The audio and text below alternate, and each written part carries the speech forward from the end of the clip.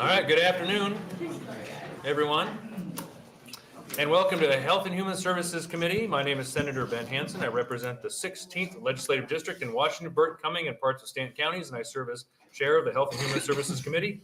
I would like to invite the members of the committee to introduce themselves, starting on my right with Senator Ballard. Bo Ballard, District 21 in Northwest Lincoln, Northern Lancaster County.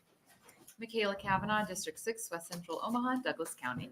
Murph Riepe, District 12, which is Metro Omaha, in the good city of Ralston. Also assisting the committee is our research analyst, Bryson Bartels, our committee clerk, Christina Campbell, and our committee pages for today are Maggie and Molly.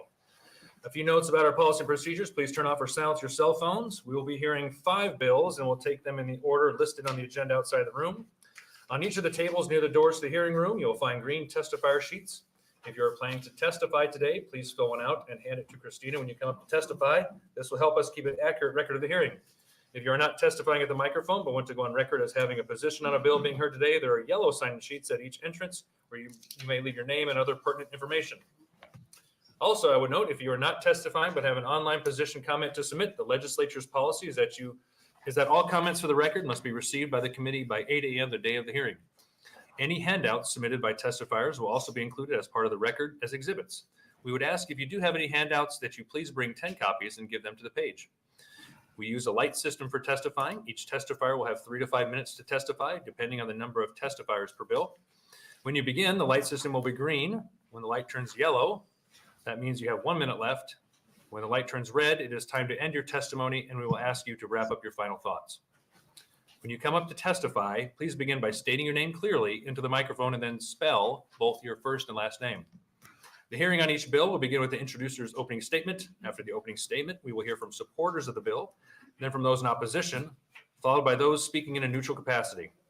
The introducer of the bill will then be given the opportunity to make a closing statement if they wish to do so. On a side note, the reading of testimony that is not your own is not allowed unless previously approved, and we do have a strict no prop policy in this committee. With that, we'll begin today's hearing with LB 1387, which is my bill, and I'll come up here and then hand it over to Senator Kavanaugh to take over. Thank you, Chairman Hansen.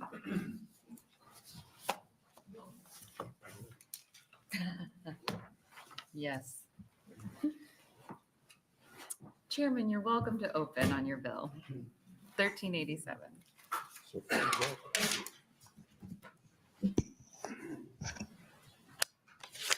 All right. Good afternoon, members of the Health and Human Services Committee. My name is Ben Hansen, that's B-E-N-H-A-N-S-E-N, and I represent Legislative District 16. Today's bill, LB 1387, is going to address an issue that has caught recent attention on a national level. The subject, the fluoridation of public water. In 2008, the legislature passed a bill to mandate fluoride in all public water systems in cities with populations over 1,000. Certain cities had an option to opt out before 2010. And of the 61 communities who brought the question of fluoridation on their ballot, 49 decided to refuse fluoridation. In fact, more individuals have voted to get rid of fluoride than to add it in Nebraska, and I'm here to address this. Of these communities, over 227,000 Nebraskans voted against fluoride, while only 31,000 voted for it. These numbers lead me to believe that we are not currently listening to the majority of Nebraska when we implemented this mandate. LB 1387 does 2 things. First, state statute would limit fluoride levels to 0.7 milligrams per liter of water. And second, after January of 2025, each city and village will be required to pass an ordinance through the vote of the people in a general election in order to fluoridate their water. If no ordinance is passed, the water will not be fluoridated. If the ordinance is passed, the water will be fluoridated. Instead of the mandate, we would expand local control and community input. Fluoride, as a naturally occurring element, which you will hear probably from the opposition, saying fluoride is found in the soil and in the water, which is true. However, the fluoride that we add to our water systems is anything but natural. The main fluoride chemical that we use is a corrosive acid called hydrofluorosilicic acid, and is captured in the air pollution control devices of the phosphate fertilizer industry. Now we say all other chemicals added to the water are supposed to treat water. You know, a lot of us kind of have an idea of maybe how we treat water. And, I was in a city council at one point. I got a chance to go to a water treatment facility, see how they add the chemicals, which ones they do. And almost all of them made sense. There's a reason why we add chlorine to water. I mean, to help prevent bacteria from spreading so we don't get sick when we drink the water. But fluoride is the only element we add in water that is used for a medicinal purpose and not to treat the water. The only one. All the other stuff we add to the water is used to treat the water, which makes sense. But we add fluoride to the water as a medicinal reason why and not to treat the water. Yet, for some reason, we have decided that we will only add one drug and impose a digestion of fluoride on most Nebraskan citizens, whether they like it or not. In fact, 97% of Europe refuses to fluoridate their water as they view the water supply as an inappropriate method to deliver medicine. 97% of Europe. Another thing you might hear today from the opposition is you will hear that fluoridation is one of the top 10 public health achievements of the 20th century. However, I would contend to say it is actually one of the most widely rejected health interventions in the world. 95% of the world's population is fluoride free. Let me say fluoridation free in their water, not fluoride. But we must fluoridate to prevent tooth decay is what I have been hearing from some of the dental communities. Yet recent CDC surveys of dental fluorosis, known as NHAES, have found that 70% of teenagers now have dental fluorosis, 70% of teenagers, up from 41% in the early 2000s. Fluorosis is a tooth enamel defect and a visible side effect of overexposure to ingested fluoride during early development. One of the things you might also hear is that fluorosis of the teeth is not a concern. It's just some white spots on the teeth, but it's actually indication that your body is actually, not able to excrete fluoride and it's in the system too much. A lot of you might have kids, or you might notice sometimes people have white spots on their teeth. That's fluorosis. Another thing you might hear is tooth decay has declined rapidly since implementation of fluoride. Yet numbers from the WHO show that Europe, who refuses fluoridation, has seen the same decline at the same rate. There are dentists across the world who have realized this and started speaking out about the hesitations they have with fluoride in the water. Also, the largest study ever conducted on the effectiveness of water fluoridation was just published last week, called the Lotus Study out of the United Kingdom. It looked at 6.4 million residents over 10 years and found that decay was only, quote, 2% lower in the optimally fluoridated group. And that there was, quote, no compelling evidence that water fluoridation reduced social inequities, inequalities in dental health, end quote. Authors ultimately concluded, quote, fluoridation resulted in very small positive health effects, which may not be meaningful for individuals. When digested, fluoride is no longer just influencing the health of the teeth. The whole body must be considered. What we find is an astonishing connection between slower brain development in children and fluoride. During utero, fluoride is able to cross the blood-brain barrier, affecting development. The harm continues when babies who are on formula receive an overwhelming amount of fluoride. The fact that their kidneys are unable to excrete fluoride efficiently adds to the problem. So much so that New Hampshire passed a law requiring that water confidence reports in fluoridated communities recommend that infant formula not be reconstituted with fluoridated tap water, so as to reduce the chance of overexposure. Also in recent years, New Hampshire passed a bill out of the House committee to prohibit fluoridation with an almost unanimous vote, and recently passed a bill to specifically study fluoridation and neurotoxicity out of their health committee with a unanimous vote, and out of the House with a voice vote. The National Toxicology Program, which is actually under the NIH, the National Toxicology Program's recent scientific review just reported that 52 out of 55 studies linked higher fluoride levels with lower IQs. This is a government-run program that's doing these studies. Of the highest quality studies, they found that 18 out of 19 stated the lower IQs even took place even in the optimal level of 0.7 milligram liters per water. 18 out of 19. Holistic and biological dentist associations have found that fluoride is being considered as endocrine disruptor and can affect the bones, brain, the thyroid gland, the pineal gland, and blood sugar levels. They aren't the only ones who are questioning the 1940s belief that fluoride needs to be ingested.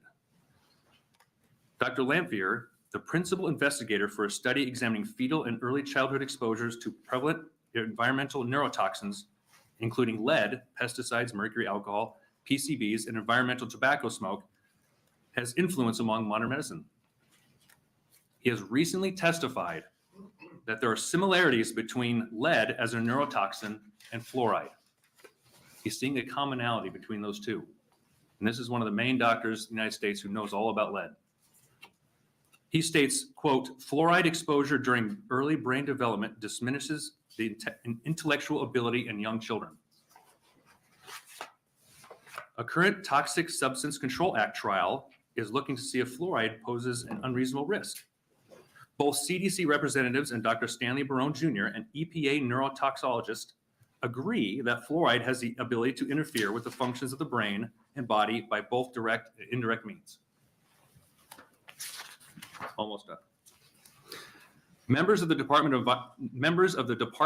of Environmental Medicine and Public Health, along with the Department of Pediatrics, released a study stating that 60% of fluoride is excreted in urine by kidneys in adults and 45% in adolescents.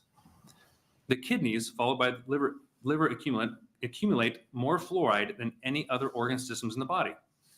This makes them especially vulnerable to the effects of fluoride. Additionally, it is absorbed in calcified tissues such as bones, teeth, and calcium-containing glands such as the pineal gland. Exposure in adulthood has been associated with kidney damage and damage to the liver. Notice the mention of teeth in this study. Yes, fluoride can affect teeth. But let me be clear, this is much more than a discussion about tooth decay. This is about mandating a drug into our water system that is ingested, affecting the entire body. It is not common practice for doctors to prescribe fluoride. The reality is that the only fluoride supplements the FDA has reviewed have been rejected. We are adding to the water a prescription strength dose of a drug that has never been approved by the FDA. Both the CDC representative Casey Hannan and Dr. Edward Ohanan with the EPA have reported that the predominant benefit of fluoride in dental health is through topical application. That's one thing we're going to hear a lot of. So it's not so much about the topical application of the teeth, right? We talk about fluoride in toothpaste, or when you go to the dentist, they apply fluoride to our teeth. We're not talking about that at all. We're talking about the ingestion of fluoride that they're seeing a lot of problems with. And recent data and research, especially tons of it, done by typically government-run agencies, have found neurotoxic effect in children. Let's not confuse the issue or be held back by concepts implemented in the 1940s. This is much more than a dental issue. Let's keep advancing dental services, implementing dental education in our communities, and promoting healthy diets for dental health. Our water systems are not to be used for drug distribution. Most importantly, let's give Nebraskans the ability to be part of the discussion. I actually just received a phone call from the utility supervisor, who's a state certified water operator. The city of Gordon has asked for the removal of the chemical from their water. The city manager, with the support of the members of the council, submitted a letter. Their constituents are being forced to ingest a chemical without their consent. I don't see this as a practice Nebraska should continue. If communities want to fluoridate, they will be able to do so through a vote of the people. If not, they can have their voice heard through the vote of the people. I ask you to consider the concepts I presented today and join me in a conversation over the next couple of weeks. This is something we need to discuss further. I am thankful for Dr. Cole, who will be testifying after me. If you have any questions, I will do my best to answer them or suggest you ask him. I appreciate your time today and ask that you support LB 1387. Thank you. Thank you, Chairman Hansen. Are there any questions from the committee? I have a question. So I was looking at, there's a CDC website that you can sort. There's a lot of communities in Nebraska that don't have fluoride in the water, and there's a lot that do have fluoride in the water. Can you tell me a little bit, if 1387 were enacted, would that remove the fluoride from the water Because you said a community conversation, so it's not, clearly not a statewide issue. Yeah, this would be after January 1st of 2025. The village, the locality has to hold, during their next general election, so we're not forcing them to hold a special election or anything like that. They have to put on the ballot, the people then can choose to fluoridate their water and not fluoridate their water. The And other when- part of the bill is just saying not more than 0.7 milligrams. per And liter would it put on the ballot even in communities that currently don't fluoride the water? For both, I If- believe. So Yeah. everybody We don't would vote discriminate. whether or not to have fluoride in Yes. their water? Okay, thank you. Yep. Any other questions? Will you be staying close? Yeah, I'll stick around. Okay. All right. All right. Thank you, Chairman Hansen, and we'll bring up our first proponent testifier.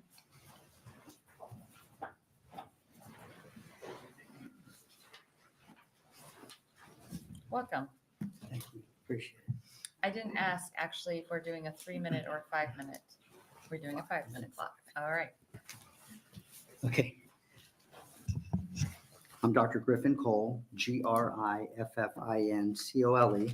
and I practiced dentistry in Austin, Texas for 28 years. I've also spent 31 years studying, lecturing, and testifying on fluoride and the practice of water fluoridation.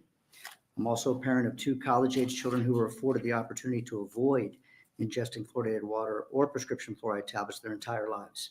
Like me, they have very good dental health. Thank you for this opportunity to testify today and for considering this important bill that will return the decision-making regarding the ingestion of fluoridation chemicals back to the public. Fluoride supplementation ought to be an informed decision between a patient and his practitioner rather than a political mandate as it currently stands in Nebraska. This bill will also restore local control, giving communities the flexibility to redirect fluoridation funds to safer and more effective oral health strategies, such as school-based programs or to water infrastructure improvements. There's no reason to swallow fluoride. Modern studies clearly show that consuming fluoridated water is not necessary for good dental health. Most peer-reviewed research and even the CDC now acknowledge that any benefit from fluoride is derived through topical use, toothpaste, mouthwash, and dental treatments, while swallowing fluoridation chemicals brings only risk by exposing all your organs and tissues to levels of fluoride that accumulate in your bodies for years. Moreover, there's no shortage of topical fluoride available to the public anymore. Toothpaste and mouthwash are inexpensive and readily available at every store and online, with a several-month supply costing just a few dollars. Government data shows that tens of millions of U.S. residents have visible signs of fluorosis, as was just mentioned, which is overexposure to fluoride during child development. The U.S. CDC's National Health and Nutrition Examination Survey, NHANES, which was also mentioned, has consistently found increasing rates of dental fluorosis. It's actually now between 65 and 87%, according to the last 2 surveys of 2012 and 2015. This is an over 600% increase since the mid-1960s. Although fluorosis can be cosmetically treated, the damage to the enamel is permanent and the repair is typically very costly. More importantly, fluorosis is a biomarker of overexposure to fluoride during a very critical time of development, particularly for the brain. Ingesting fluoridated water, especially in reconstituted baby formula, is recognized as the primary source of exposure. Plus, public health alternatives exist presently that are more effective, safer, non-controversial, such as school-based programs, including screenings, sealants, rinse and brush, and nutritional education. It's time we move away from this 80-year-old practice and instead give communities the choice to focus their resources on something besides 20th century solutions to dental decay. Nebraska first mandated water fluoridation in 1973. That's 51 years ago. Thousands of fluoride studies have since been published, and the weight of the science, along with government data, now shows that there are serious side effects associated with the practice, most notably brain impairments and lowered IQs in children. Nebraska's mandate also makes it an outlier. It's one of only 12 states that mandates fluoridation, and most of those states have less compliance due to lack of funding, since state laws often require that funds for such programs come from the state budget and not from local taxpayers. I'm sure most of you have heard about the current ongoing federal fluoride trial that will finally conclude next Tuesday after 7 years. Judge Edward Chen, who is presiding over the trial, will then deliberate and hopefully give his decision soon. And to anyone who watched the trial, it was very obvious that the plaintiffs had more than enough evidence to prove their point, that the EPA needs to end water fluoridation, or at the very least, require them to promulgate rules that protect pregnant women and children. The trial was based on the large volume of recent peer-reviewed science, much of it government funded, linking maternal and infant fluoride exposures in fluoridated communities to lowered IQ and cognitive impairment. After conducting a 7-year systematic review of fluoride's neurotoxic effects, the National Toxicology Program, which is a part of Health and Human Services, reported that 52 of 55 fluoride brain studies found decreases in child IQ with an incredible 95% consistency. These were all low bias studies. The meta-analysis could not detect any safe exposure, including at levels found in artificially fluoridated water. It is important that the state of Nebraska prepares to react to this emerging health concern and likely ruling against fluoridation. Ben Haynes data has been used in recent peer-reviewed studies to link fluoridated water with a number of systemic side effects, including earlier onset of menstruation in Black teens, increased uric acid levels in the blood, sleep disorders in adolescents, and kidney and liver impairment in adolescents. Additional studies have also found higher rates of hip fractures, disruption of the endocrine system, and increased rates of hypothyroidism. I will provide you guys with all the documentation here. Lastly, the disturbing part of this is that the CDC, along with the other promoters of fluoridation, know this.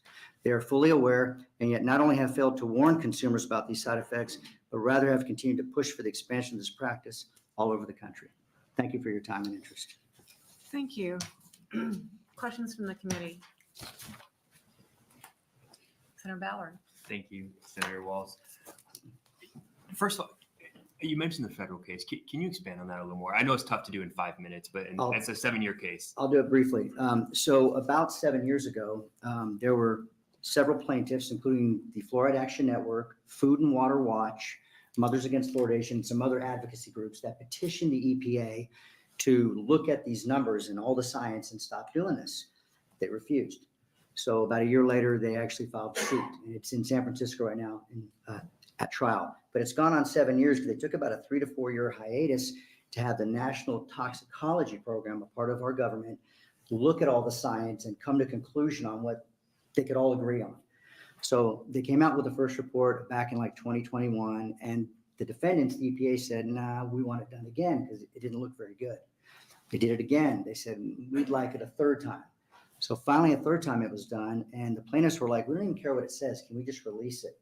So it was held back by Health and Human Services. They didn't want this report released, literally for almost a year. So the judge finally did a court subpoena. It was released, and of course, all the information showed what we both discussed, that the majority of the studies, the lion's share of them, show that it is absolutely affecting children's IQ and their actual brain development. So they are literally finishing this coming Tuesday with the closing statements. So Judge Chen is hopefully going to rule in the next weeks, months, hopefully, Okay, thank you. and get a final ruling. Perfect. I have one more question. Yeah. I've received a lot of emails about, even Senator Hansen mentioned about tooth decay, cavities, without the fluoride use. And I'm looking at maybe a rural-urban divide. Have you seen anything from that lack of fluoride would cause tooth decay? No, and in fact, if you look at, I think Senator Hansen mentioned it, if you look at the World Health Organization's chart, where they look at all the countries that are doing it, all the areas, cities and everything, there is a declining rate in decay anyway happening. You can't differentiate between the areas. Now, there has never been a study, a clinical randomized trial to prove that this practice ever worked. Honestly, it was never done. There's never been a follow-up, a long-term follow-up to prove that it worked. And again, as he mentioned too, you can apply this topically. There's no shortage of topical fluoride. You don't drink it. It has no beneficial effect to the teeth whatsoever. And in fact, if you look at the science, it actually has a very deleterious effect on the teeth. It makes it more brittle and weak. So you can argue that if I apply it topically, do I have some kind of antibacterial effect? Absolutely. But if I drink it, do I get that effect? No. The answer is no. Thank you, doctor. Thank you.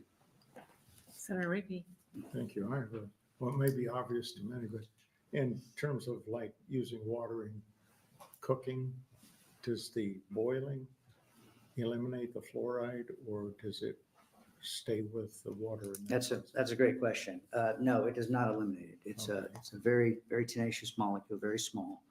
And that's why most filters won't even filter it either. You have to get special filters for it. It's very costly to avoid it. You bring up a very good point in that, we're trying to make this to where everybody can afford to do this. So if you just turn off the spigot at the city, problem solved. But if you don't, then people in the poorer communities have to figure out ways to avoid this. And you have to buy either bottled spring water, have it delivered. You got to put filters on your house. You got to avoid it in all forms. And it's really hard because it's in a lot of beverages too that use fluoridated water to make the beverages. So if we can just turn off that spigot, it would solve all these problems.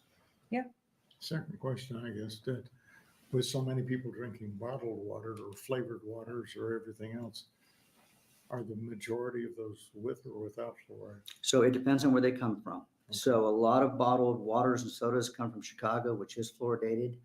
You'd have to know where your actual solution's coming from. But a lion's share of them do have fluoride in them. You're not saying Chicago water just to scare me, are you? No, that should scare you. Thank you. Thank Thank you. you, Chair. Thanks. Other questions? All right, I have one. In your last couple paragraphs, you talked about how it affects brain development. Yes. Can you repeat that study? Just exactly what I said, or just in general? Just answer your question. Just in general, I'm just kind of curious about Okay. how long that study was. Okay, Who- so as I mentioned, well, first of all, there have been 72 world studies. Of the 72, the NTP got down to 64 and said, these other ones are outliers or they were poorly done, high bias, things like that. So then of the 62, then they got down to 55 and they thought these are very low bias, meaning that the researchers don't have a side. They just want to figure out what they can do. So a lot of these studies, as he mentioned, are 10 years long, 5 years long, a few years long. They all vary, but you guys have copies of all of them, okay? The 10 most highest quality studies were all done by the National Institute of Health, our government, NIH.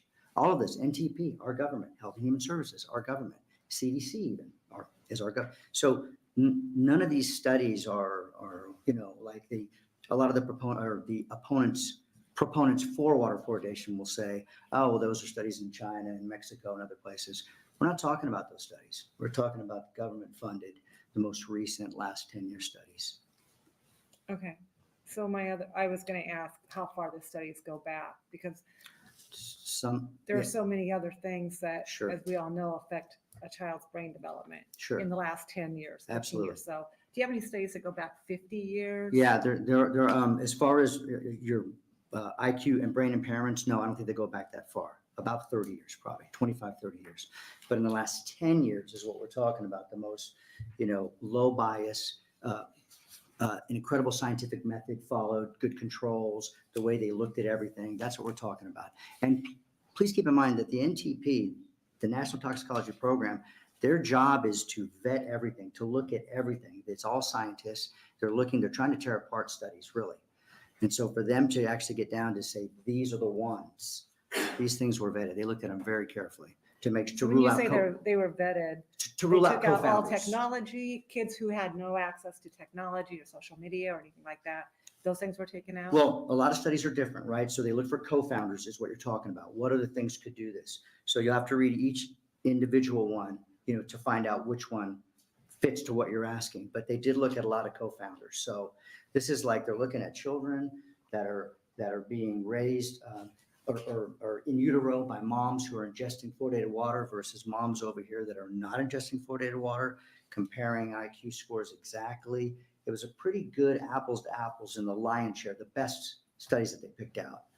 So they kind of get rid of the co-founders just by that alone. Right. Any other questions?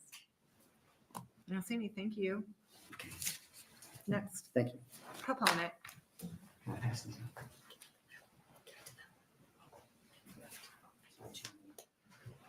All right, we'll go on to opponents. Go ahead. I'm sorry. Oh, I said proponent. Okay, sorry. Yeah. Did I say?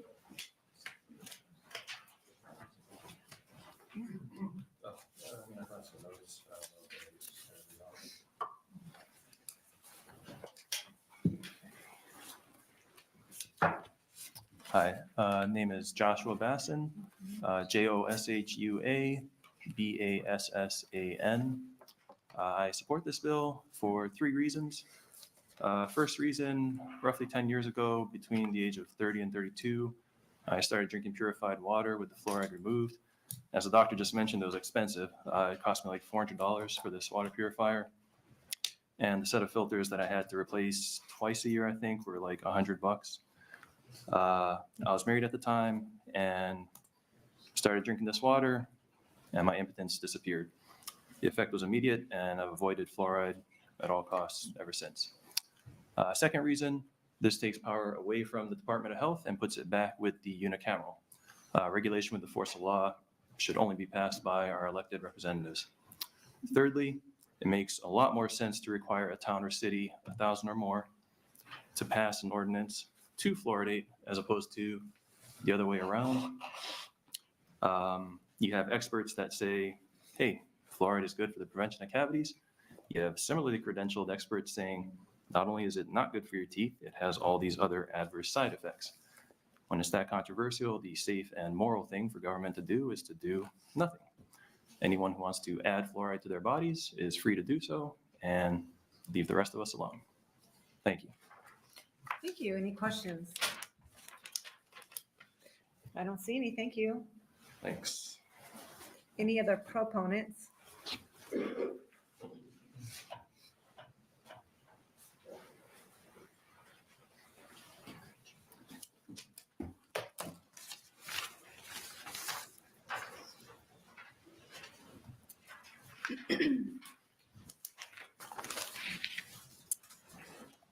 Hello, my name is Stacy Skold, Stacey Skold. Thank you for this opportunity, and thank you, Senator Hansen, for proposing this bill.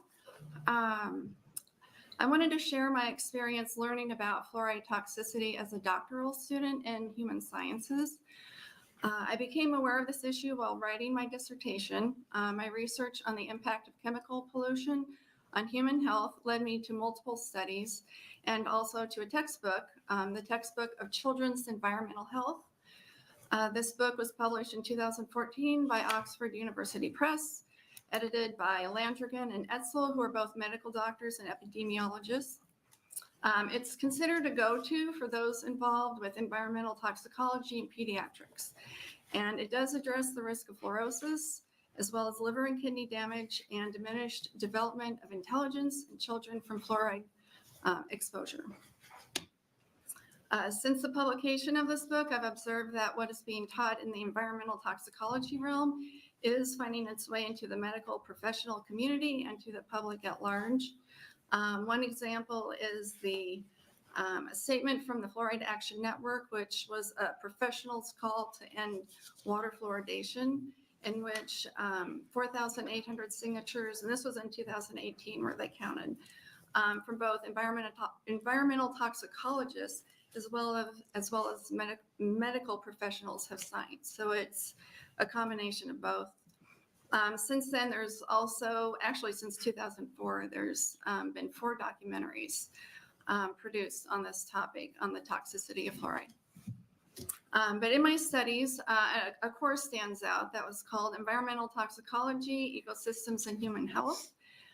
And in that course, we studied fluoride and other endocrine disrupting chemicals, and they were addressed in the context of water pollution, as well as Dr. Bruce Lamphier's work on maternal fluoride levels and fetal exposure. His work highlighted the decrease in children's IQs, and while to some a few points might not seem like a lot, he really focused on the implications in terms of school interventions needed for students, and really presented that in a sobering light, you might say. Also in the course, the synergistic qualities of fluoride were addressed. For instance, when combined with aluminum exposure, which is also prevalent in our environment, the toxicity of fluoride is increased. This contributes to the complexities of fluoride dosing and is yet another reason to reconsider medical supplementation in the public water supply. In terms of fluoride studies, the meta-analysis that has been addressed between fluoride ingestion and human intelligence, which is the National Toxicology Program's report on fluoride and neurotoxicity. It encompassed over 28,000 children and 689 adults. This report identified that 76 Out of the 85 studies on the subject have reported that elevated fluoride exposure is associated with reduced IQ in humans. The report also identified that there is no level of fluoride in drinking water that is considered safe.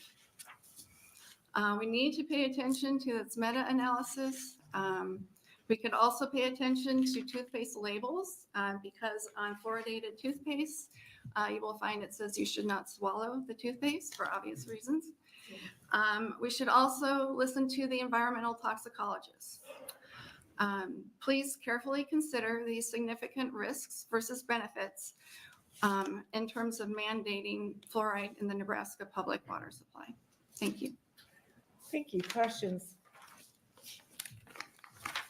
I don't see any. Thank you very much. Thank you. Next proponent.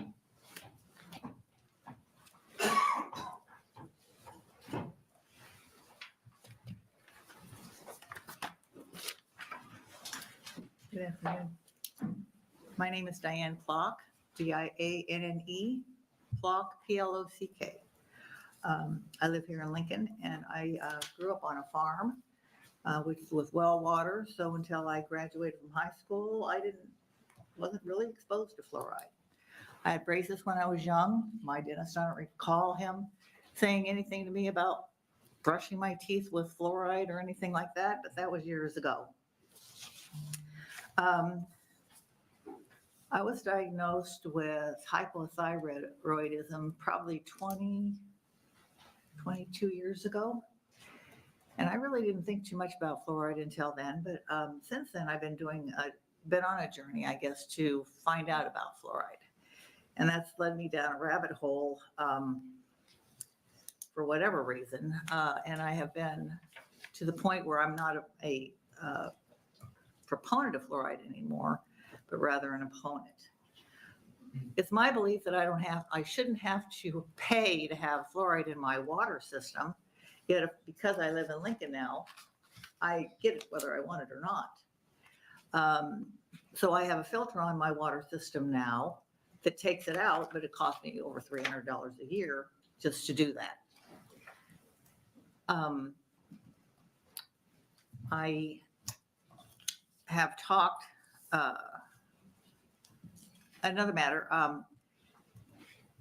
in February, Union County, North Carolina voted fluoride out of their water system.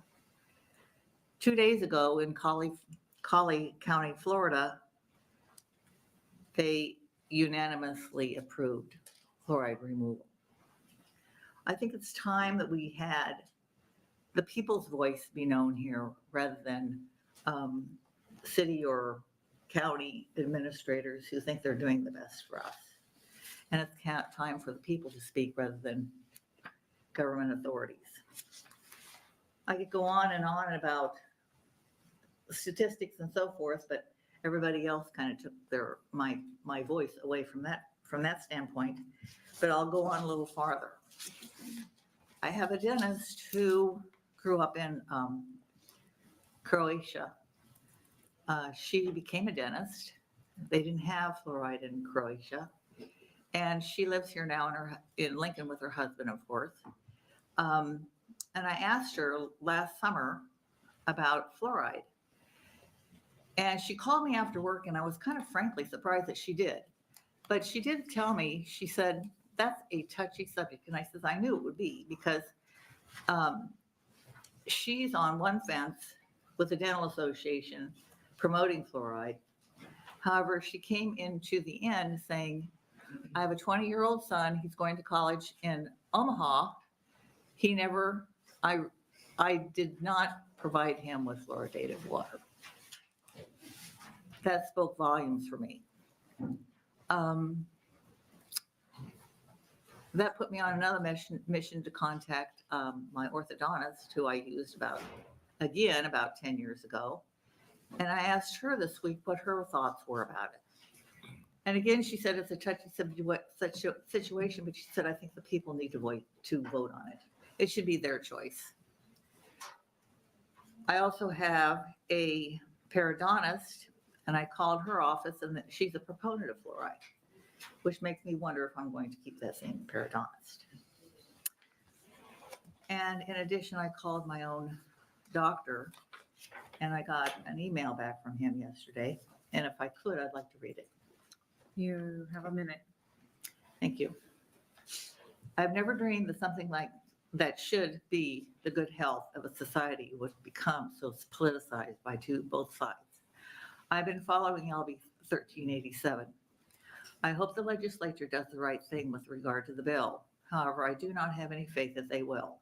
I used to take time to testify at legislature hearings, but over the last year or so, I have quit wasting my time because at the end of the day, most have their minds made up already. The state and federal governments are completely broken, and the majority of decisions are entirely based on whether the money is flowing for election purposes, not facts, science, expert opinions, etc. Our healthcare systems in America are completely broken, and the average citizen has no idea how close we are to complete collapse of the healthcare system, and yet neither side is doing anything to fix the problems. I could go on about some other personal health issues.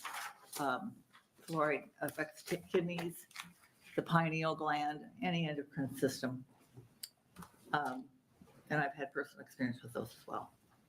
Thank you. Do we have questions? I don't see any. Thank you Thank for you. being here today. Next proponent.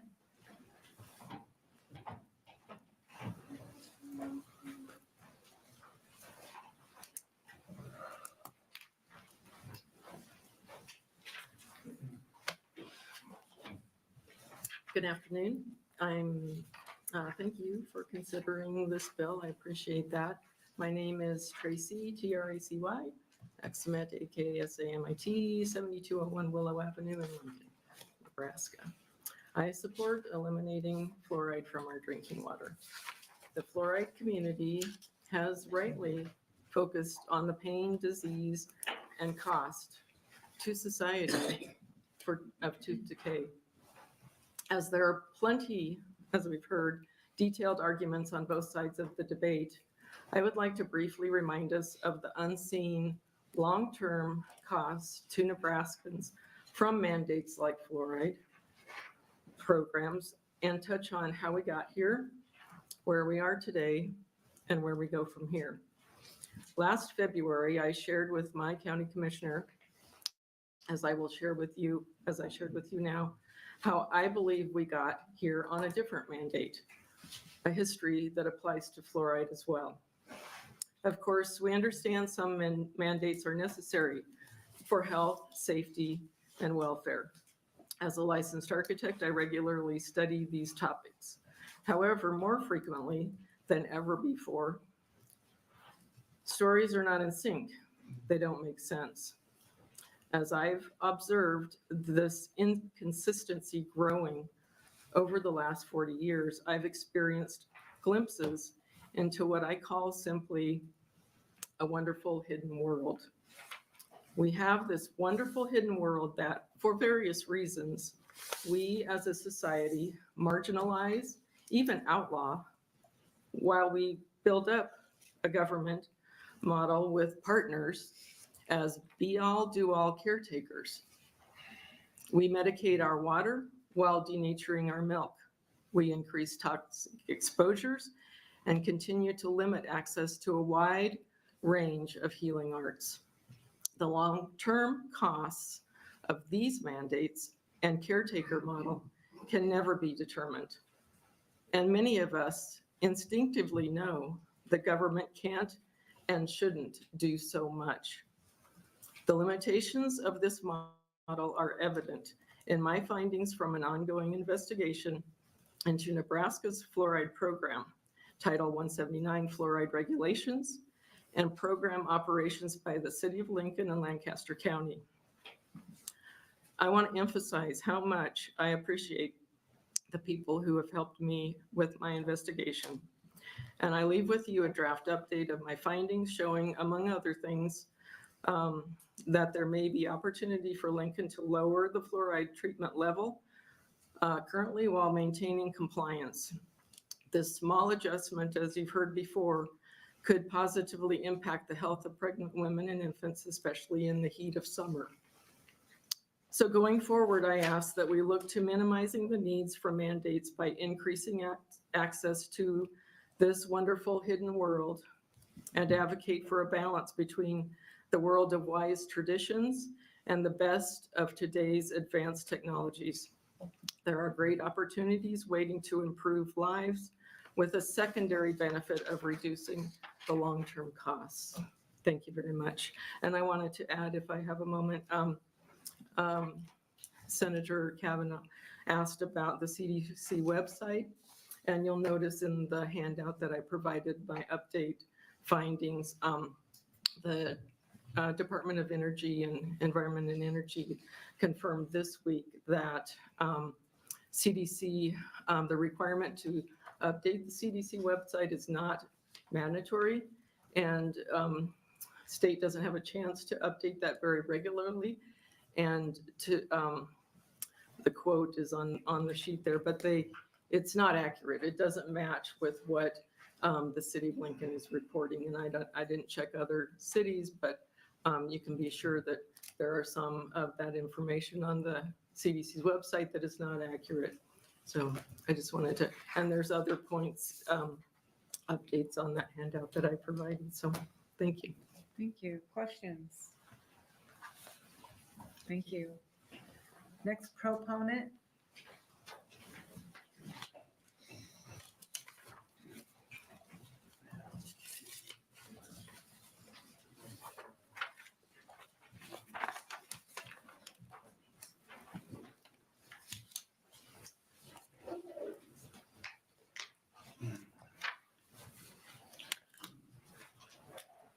Senator Salo, and thank you for allowing me to testify. My name is, for the record, Edward Francis Fogarty III. That's Edward EDWARD-F. Fogarty, FOGARTY, and III. I am an emergency radiologist and also integrative medicine physician who has had a sidebar practice of environmental medicine over the last 15 years, coming out of my chairmanship at the University of North Dakota School of Medicine, where I was the chair of radiology. And as radiologists, we are dealing in the public health realm with actually one of the most toxic forms of medicine, CTs, X-rays, gamma rays. For a medical good, of course. But we have in our culture, in our professional society of radiologists, the concept of a LARA, which is as low as reasonably achievable, as a guide stone for our public health situation with, giving known waveform toxicants to, children as young as, like 6 months old, who have come in through our emergency rooms in the state of Nebraska. I read films at night from Ogallala to Omaha. There's probably a 1 in 20 chance that if anyone in this room gets into a car accident, I might be the reading radiologist for your trauma images. But we do have children who come in to the emergency rooms and have to get a CT for trauma purposes. And so our mantra is we've got to do this with the lowest reasonable efficiency of radiation to get a diagnostic study done. And so that's a guideline and principle that I've taken into the research ranks of our nation's physicians, and working with Dr. Paul Harch,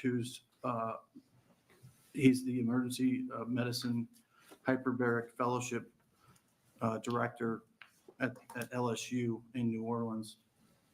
And we have designed multiple protocols employing hyperbaric medicine to help detoxify patients and children from neurodevelopmental toxins. And so as Dr. Hansen, a chiropractic physician here in Nebraska, alluded to initially, there's a synergism of toxicities with all of these neurobehavioral effects of fluoride, in addition to the metals that it combines with. One of the most important toxicity matters is the formation of aluminum tetrahydrofluoride, which confuses the cellular energetic mechanism through its mimic of phosphate. And so Stacy Skuld, I think, also reiterated the Landgren and Grandjean paper and research. And as just kind of a Daber bar of my testimony as an environmental researcher. In 2007, I published the first medical images of lead in the food supply. These are CT images of lead inside of venison donated to North Dakota food pantries that my colleague at UND, Dr. Kornancer, and I published with his son, who was a medical student of mine at the time.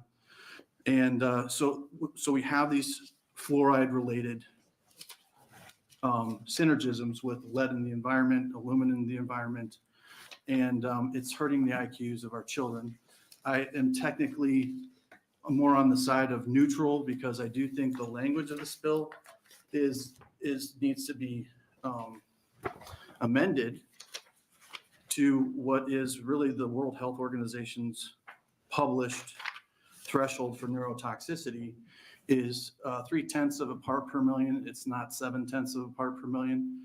And so I would advocate that that if we're going to really protect Nebraska children and fetuses in particular, we're going to want to come in right above. Actually, the World Health Organization has stated it's a 0.29 parts per million, which is the safety index level. And so, so that's an amendment that I would propose down the line for the good senators to consider. There might be in the municipal water supply of Lincoln in particular, we might have a baseline of extra fluoride in the water anyway. I did when I was in college at the University of Chicago doing molecular genetics, I had my summer job was at MUD in the North Omaha water plant. So I'm very familiar with water science and just put myself out here for you guys to have as a resource as this bill moves forward. And thank you for your time. Thank you. Questions from the committee? Thank you so much. Other proponents? Okay, we'll move on to opponents.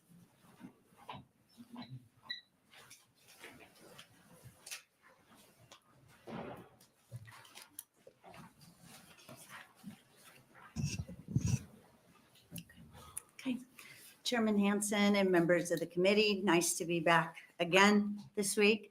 My name's Jessica Meeske, spelled Jessica Meeske. I'm a pediatric dentist from Hastings and president-elect of the Nebraska Dental Association. I'm speaking in opposition to this bill.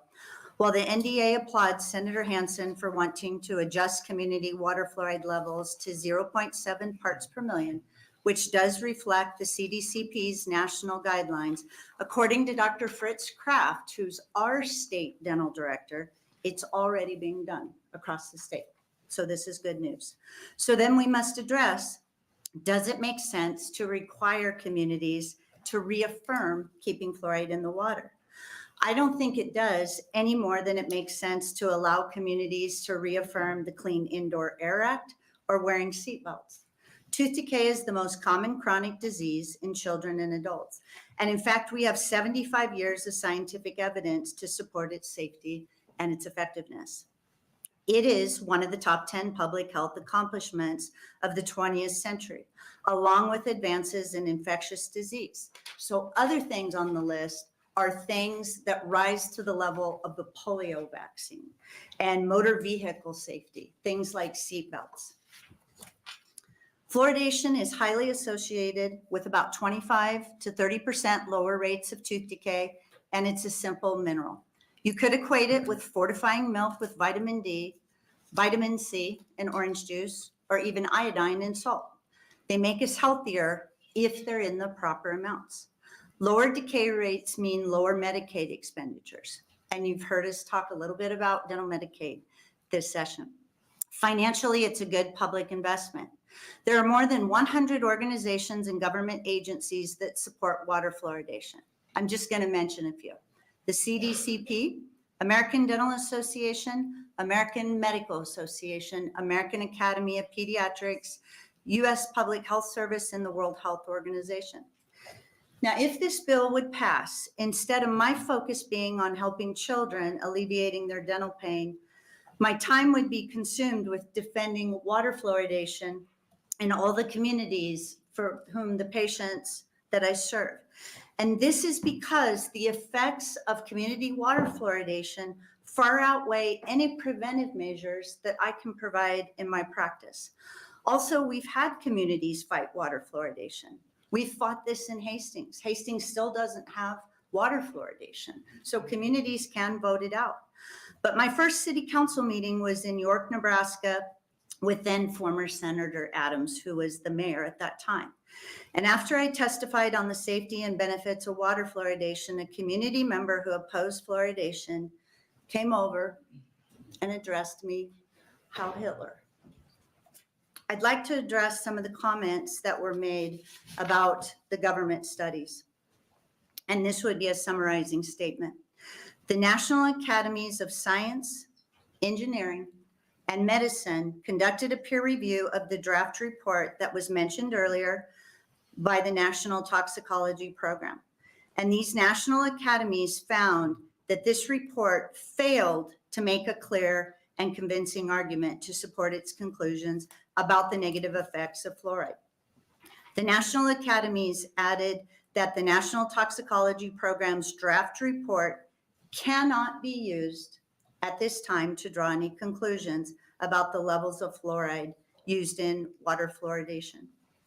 Finally, if dentists are forced to spend our efforts reaffirming water fluoridation, who will provide dental care to Nebraskans? We already have a dental workforce issue in the state. We have a dental hygiene workforce in the state. And as you already have learned, we have an access to dental care issue. Most groups come supporting or opposing fluoride or opposing bills that support their businesses and their livelihoods. But community fluoridation actually decreases tooth decay and therefore the need of dentistry. So all the dentists that are coming today are speaking about an issue that we know is detrimental to our livelihood. That's how strongly we feel about the science and the benefits. But yet we're here to do what's in the best interest of the public, which is to keep our water systems fluoridated, to keep Nebraskans healthy, and to keep more money in patients' pockets and not spent on a preventable disease. Thank you. Thank you. Questions in the committee? Senator Ballard. Thank you, Senator Walz. Thank you for being here, Doctor. Can you address the point from the proponents about ingesting fluoride versus the topical use of their toothpaste and mouthwash? Yeah, they're actually correct. You get benefits from both, but science is definitely showing that you do get greater benefits from the topical fluoride. But that does not negate the fact that community water fluoridation is still beneficial for preventing tooth decay. But the point is that you're still getting exposed to the topical water when you swallow it, when it's in your mouth, etc. But there are greater benefits from the topical use. I will also mention that a lot of the fluorosis that I see from kids in my practice, these are kids that grew up in Mexico and not where the water was overfluoridated. It's just where the mineral happened to be naturally high in the soil and the water. And so I do see fluorosis, but I only see severe fluorosis typically in immigrant children that grow up in those areas. So it is not a major concern in our practice. Okay, thank you. Mm-hmm. Other questions? I want to go back to the question I had about brain development. And do you have any feedback on that one?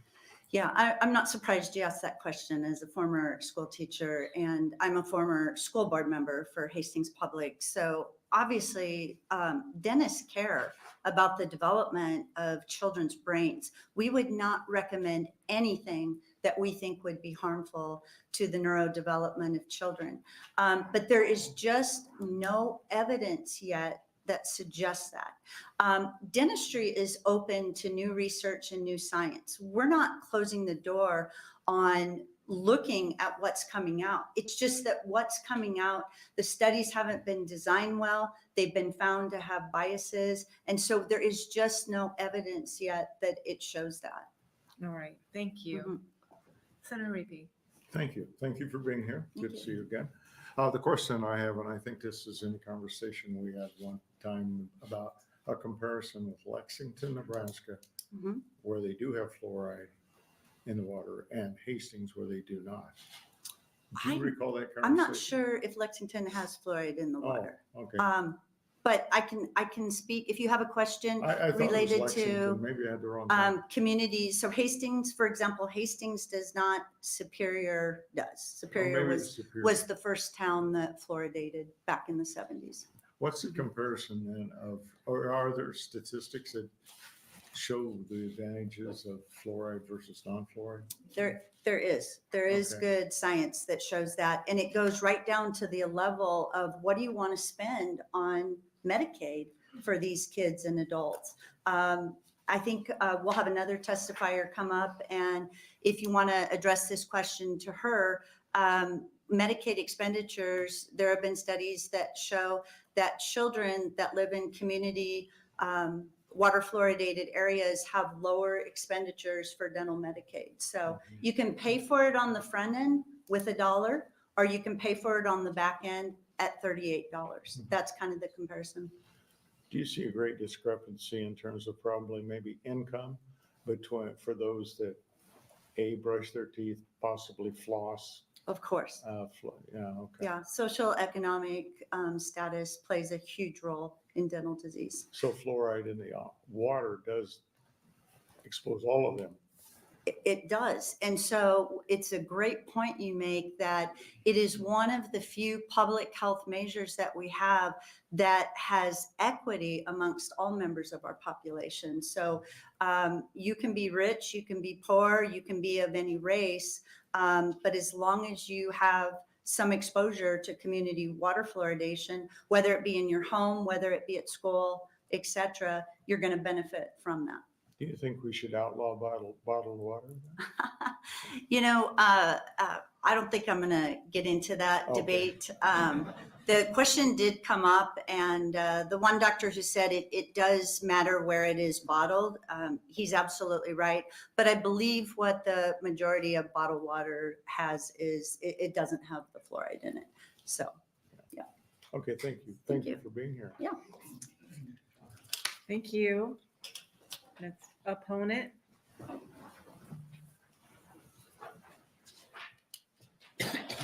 Senator Walz, members of the Health and Human Services Committee, my name is Kent Rogert, Kentrogert, and I'm here today to testify in opposition on behalf of the Nebraska Dental Hygienists Association. Senator Hansen, we respectfully disagree with you on this issue, but we thank you for bringing it for the discussion. Senator Riepe, I have a data point for you here. School children living in fluoridated communities on average have 2.25 fewer decayed teeth compared with children living in non-fluoridated communities. So there's a number you can point to. I don't have a lot, but the CDC does say that because of its contribution of the dramatic decline in tooth decay over the past 70 years, they named community water fluoridation as one of the 10 great public health achievements of the 20th century. So I think that's something we can look to. Mentioned topical treatments. We've been before this committee for years and Appropriations Committee for just as many years. We have such a shortage of Medicaid dental delivery in Nebraska. And for those folks that aren't on Medicaid, they can go to the dentist and get fluoride treatments. There's no problem. Those kids and adults that don't, that are on Medicaid and don't have the money to pay for a dentist, there's just so few places to go get a treatment now. Dr. Mietzke has testified to there are thousands of people on waiting lists to get treatment across the state. So this is the cheapest and easiest way to get it to as many people as possible. And I'll answer any questions if I can. Thank you. Questions? Don't see anything. Thanks. Next opponent.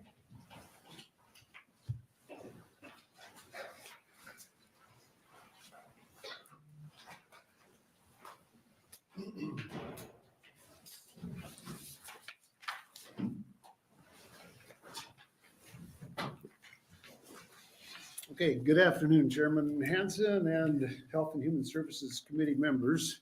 My name's Charles Cone, Charles Cone, like an ice cream cone. And half of you'll get that and the other half won't. So it doesn't make any difference. That's just the way it goes. I'm the retired director of Loop Basin Public Health Department, and I also served 2 terms as mayor of the city of Burwell. I'm testifying today in my personal capacity. I'm here to oppose LB 1387. Public health is focused on prevention as opposed to treatment.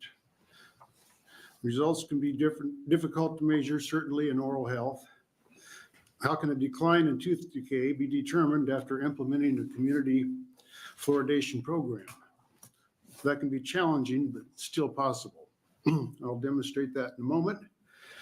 First, in 2002, I became the first public health director of the 9-county Loop Basin Public Health Department. It's located in central Nebraska, and it's based in Burwell. There's 9 counties. And shortly thereafter, the department began a dental health program, which continues today. The program's objective is to biannually screen all preschool and K through 6th grade children in the district. And an oral health screening is performed for each student. Records are kept, including the number who need an immediate referral. An immediate referral means they have a dental concern that needs a dentist's attention before their next scheduled visit. Or in some cases, the child's never been to a dentist. Then in 2009, that was my first year as mayor of Burwell. Burwell began fluoridation of the city water. After 6 years, a decrease of immediate referrals transpired in Burwell's student population from 14% to less than 3%, where it still consistently remains.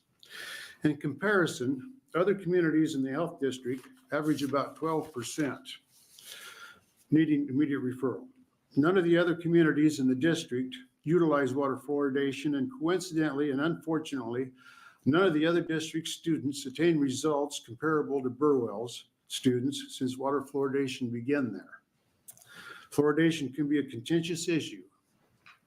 If you want to dispute any of the facts or any things you heard here, you can go look at a reliable internet article and get whichever side you want to explain your position. And so it's really tough to decide what's right and what's not right, but I think my facts speak for themselves.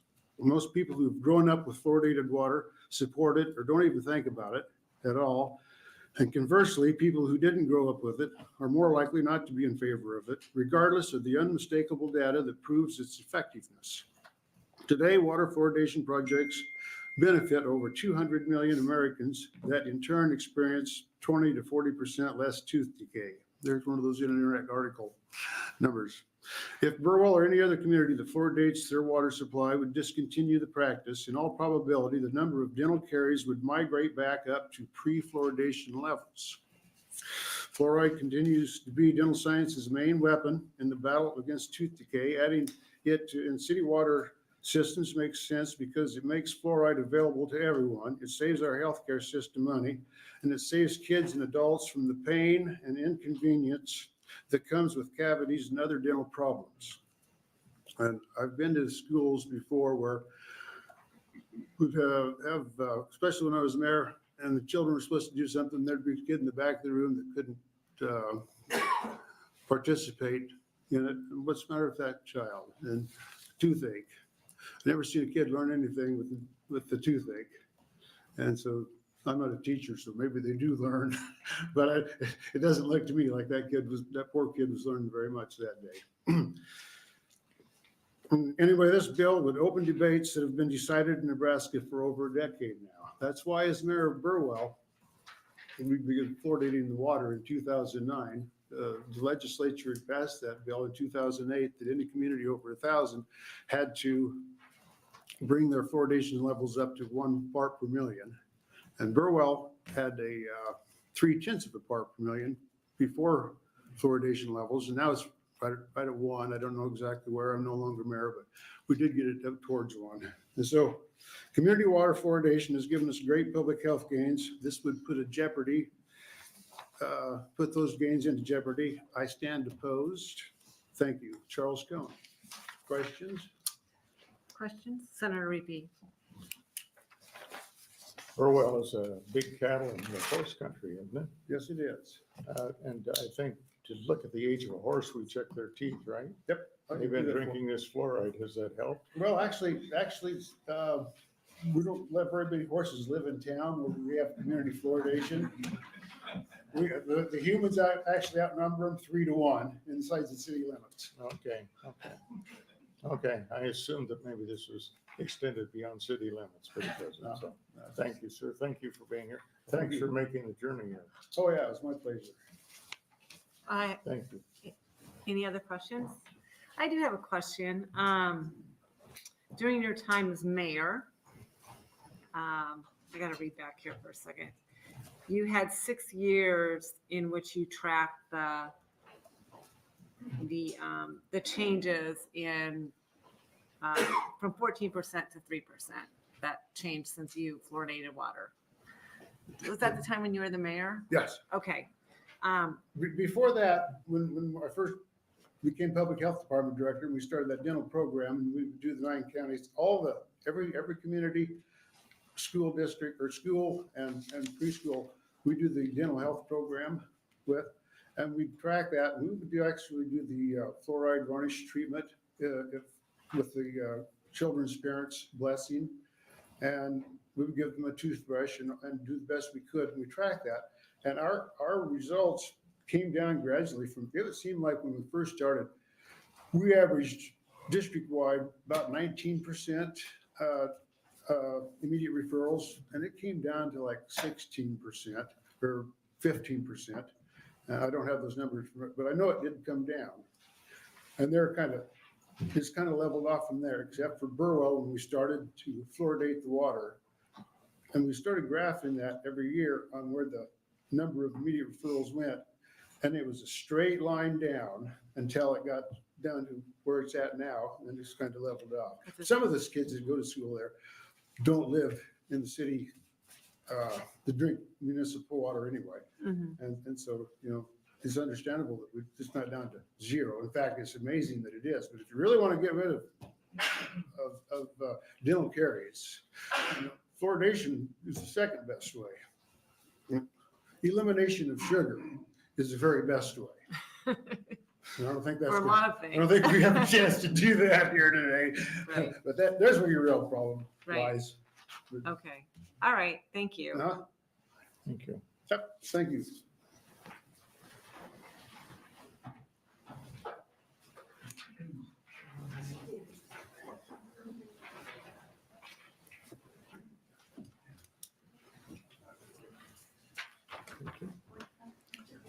Good afternoon. My name is Jordan Brozik. That's spelled Jordan, Brozik, Brozek. And I'm currently a pediatric dental resident at UNMC based inside Children's Nebraska. And I'm speaking on my own behalf today in opposition of LB 1387. Community water fluoridation is vital for the oral health of Nebraskans across the state. Throughout my years of dental school and pediatric residency, we've been taught the importance of fluoride in our public water systems. First, fluoride acts to stop the formation of cavities. The Center for Disease Control and Prevention found that fluoridated water has significantly reduced the rates of dental caries by greater than 25%. When the CDC looked at this monumental decrease, they deemed it as one of the last nation's most significant public health successes. Secondly, fluoride acts to help remineralize or repair teeth that have small cavities present on them. Thus, fluoride acts as a powerful agent that both prevents and protects our teeth from the development of cavities. From day one, dental students across the United States are taught the importance of water fluoridation in the primary prevention of dental cavities. I sat through many lectures throughout my dental education learning its mechanism of action and its countless benefits. There were even questions about water fluoridation on my national dental board exams. Water fluoridation is a part of every dental school curriculum and is strongly supported by the American Dental Education Association. The reason water fluoridation is taught in every accredited dental school throughout the United States is because it is safe and effective. It is imperative that Nebraskans, especially children, maintain access to fluoridated water. As a pediatric dental resident based inside the only children's hospital in Nebraska, a majority of the patients I see daily are of low socioeconomic status and many children with special health care needs. Some of these patients are not able to brush their teeth regularly or correctly, but they do have access to the benefits of fluoride by simply drinking from their public water supply. This access to fluoridated water helps prevent tooth decay and save these children from unnecessary tooth pain regardless of age, income level, or access to routine dental care. We must safeguard these protections from fluoridated water for our most vulnerable Nebraskans. The safety and efficacy of fluoride has been well established with over 70 years of extensive experience in the United States. The support for community water fluoridation not only includes the American Dental Association, but the American Medical Association, the American Academy of Pediatrics, and the World Health Organization.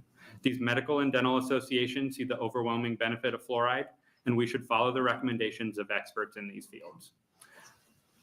I'm calling on the state legislature to oppose LB 1387 and maintain public access to fluoridated water.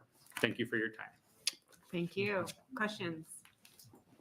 Yes, Senator One Riepe. curiosity question, your residency, is that in a subspecialty within pediatric dentistry? Pediatric dentistry, yes. Okay, but it's not in like pediodontist or? Pediatric, it is like pediodontist. It's that's what we do. Pediatric dental residency, Okay. yes. So you could be a practicing dentist at Ye- this point in time. Yes, You just like to go to school. I guess so. Well, God bless you for it. Thank you. Thank you for being here. Thank you. Thank you. Next opponent.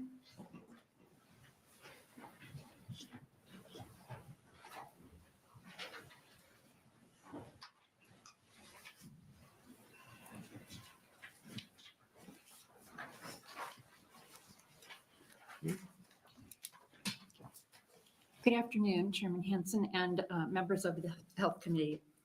My name is Deborah Esser, Debraesser. I'm a family practice doc who is also Chief Medical Officer for Molina Healthcare of Nebraska. I've been involved in helping the Medicaid population improve their health for many years. Dental has just been integrated into the managed care organization's purview beginning in January of 2024. And I'm very excited about tackling dental issues for the Medicaid membership.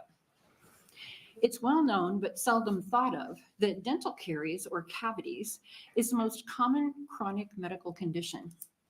Not everyone has diabetes or high blood pressure, but there are very few of us who can say we have never had a cavity. Fluoride in water is known to help prevent this cavity formation, especially in those in underserved or impoverished populations. While certain tools are available, like a fluoride varnish for teeth, if children aren't coming in for that preventive care, the fluoride in water at least gives them some protection. A recent article published in 2015 looked at 155 studies that showed a decrease in cavities in children. It was noted that there was about a 25% decrease in the dental cavities or caries in both deciduous or baby teeth and permanent teeth. Many other studies show similar results. I would hate to see Nebraska take a step backward in cavity prevention and remove fluoride in community water supplies. Controlling mental and now dental costs for the Medicaid population is one of my top priorities. I don't want small children to have cavities in all their teeth.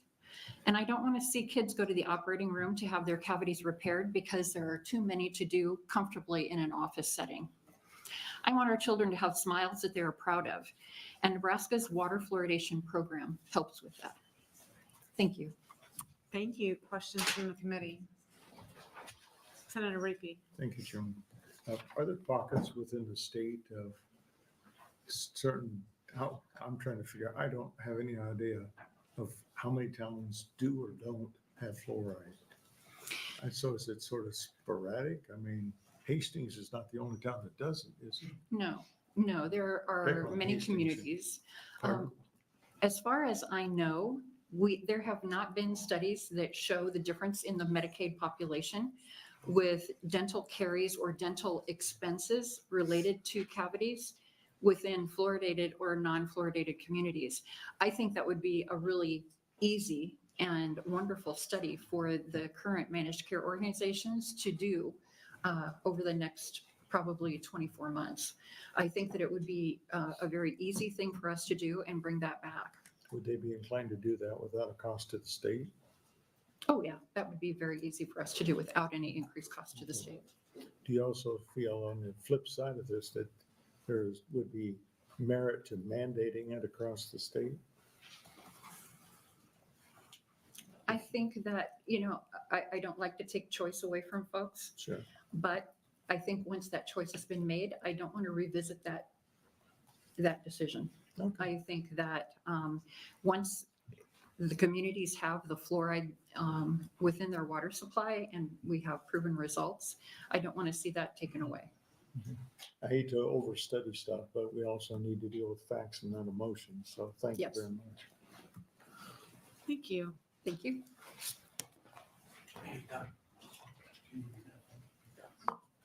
Next opponent.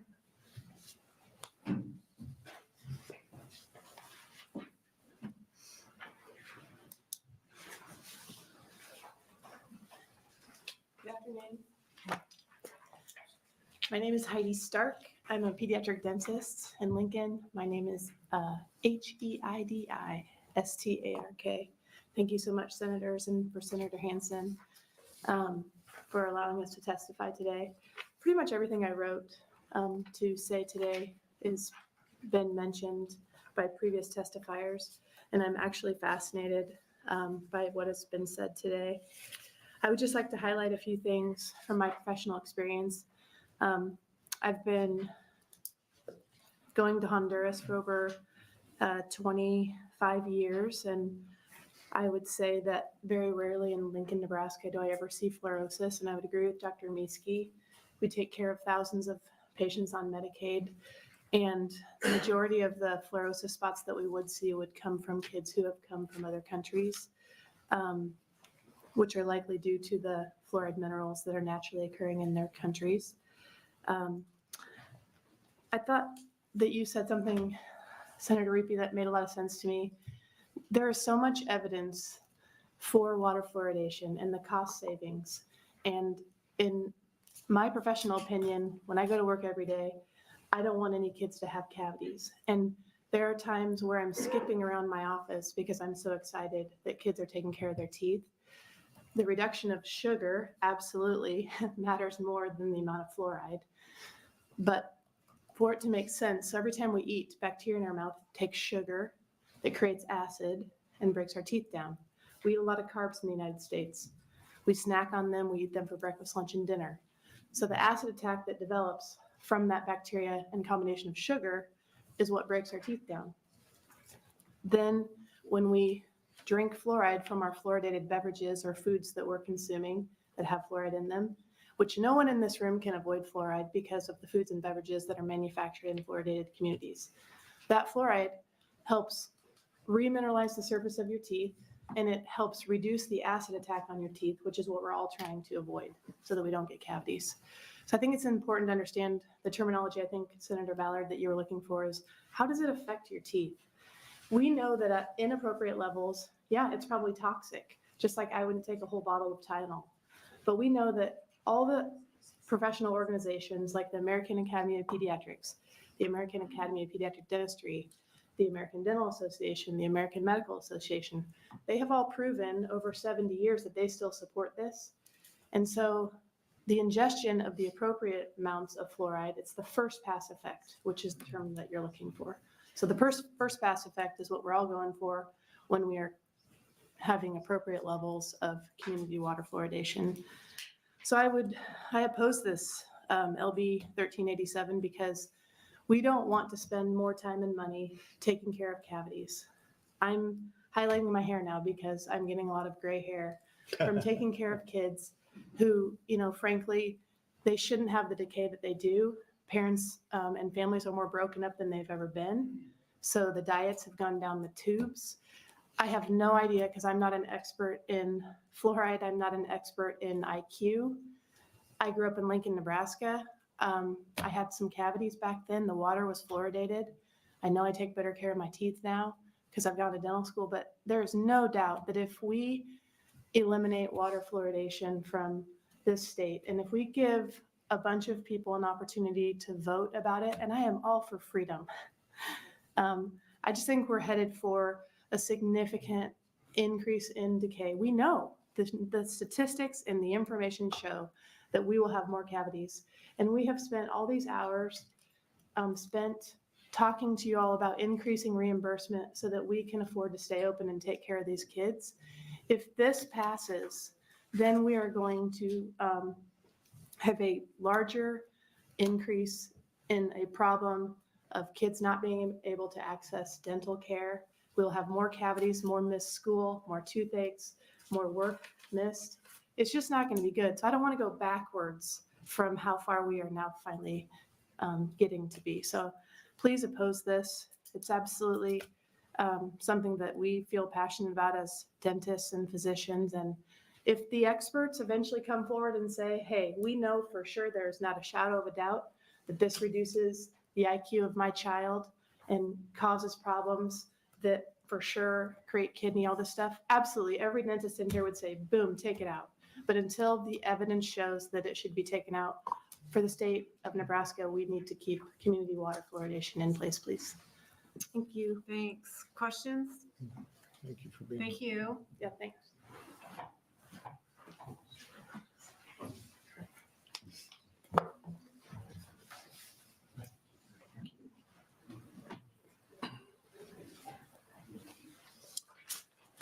Good afternoon, Senator Hansen, Ballard, Walz, and Riepe.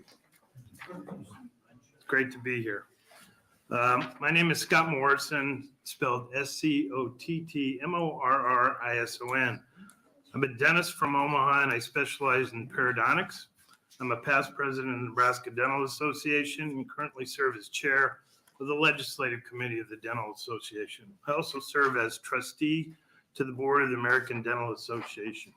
I speak today in opposition of LB 1387. As I interpret LB 87, the bill calls for communities to reestablish their support for water fluoridation.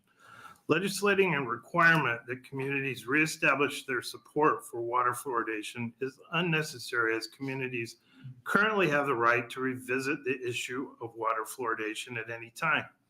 If this provision is an attempt to open the doors for a discussion of the benefits versus the perceived detriments of water fluoridation, which it obviously has today, then it is important to understand that fluoride is a mineral that naturally exists in all water supplies, and I know that's been discussed thoroughly today. It is important to understand that water fluoridation is one of the best tools of reducing the risk of tooth decay, which has also been discussed well. The most contested aspect, though, to water fluoridation is the claim that research shows fluoride to be toxic and can harm the cognitive development of children. The research which these claims are based comes from China, Mongolia, India, and Iran, and involve levels of fluoride that were 3 to 4 times the amount of fluoride that is used for water fluoridation in the United States. These studies are irrelevant to the discussion of water fluoridation in the United States, as the level of water fluoridation are not comparable. Science teaches us that the dose of fluoride is the key factor. Almost anything, including iron, vitamin E, and even water itself, can be harmful if it is consumed in extraordinary amounts. Decades of research show the Centers for Disease Control and Prevention, as well as the National Academy of Science, monitor research on fluoride. Based on 7 years of research, these organizations have concluded that research studies have proven the safety and benefits of fluoridated water. LB 1387 also calls for water fluoridation to be established at a level of 0.7 parts per million. Since the inception of community water fluoridation in Grand Rapids, Michigan in 1945, water fluoridation has been tightly regulated. In 1962, the United States Public Health Service established a level for water fluoridation within a range of 0.7 to 1.2 parts per million. In 2015, the United States Public Health Service reset that level of water fluoridation at 0.7 parts per million. Water entities and water operators within the state of Nebraska should have been maintaining water fluoridation at a level of 0.7 parts per million for the past 9 years. Thus, legislating a 0.7 part per million level of water fluoridation is unnecessary. In closing, I would urge this committee not to advance LB 1387. Thank you, Senator. Thank you. Questions? Senator Riepe. Dr. Morrison. Yes, sir. My question is this, and I go to the paragraph in here, and you say dose of fluoride is the key factor. Do we have good monitoring systems that constantly, and I assume every community, to measure that, to make sure that we don't either way? Yes, sir. That's the day-to-day operations of the water operators of those communities. Okay. But the EPA, once a year, I believe, tests those fluoride levels and reports on that. So we can get reports. I think you asked about pockets in the state, and there are pockets in the state. And each community should have some numbers, or at least have access to numbers of those levels of naturally occurring fluoride. I don't know anything about, do they have to report those up on a quarterly, semi-annual basis to someone that puts them all together and looks at the big picture? The water operators or the the EPA? Whoever this reporting would go to. That would be EPA reporting, and I know it's done annually. So I get annual numbers of that. Sounds like they, at least, if they don't, they should. Yes. Okay, great. Thank you very much. Thanks for being here. Thank you, Senator. I think that's all the questions. Just us two now. I enjoy that. Thank you so much for being All right. here. Thank you. Next opponent.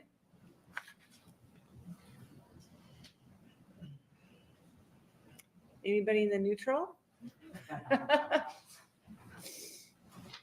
Well, I would like to clarify a few things for the record. He's coming up. Yeah, he can't do that right.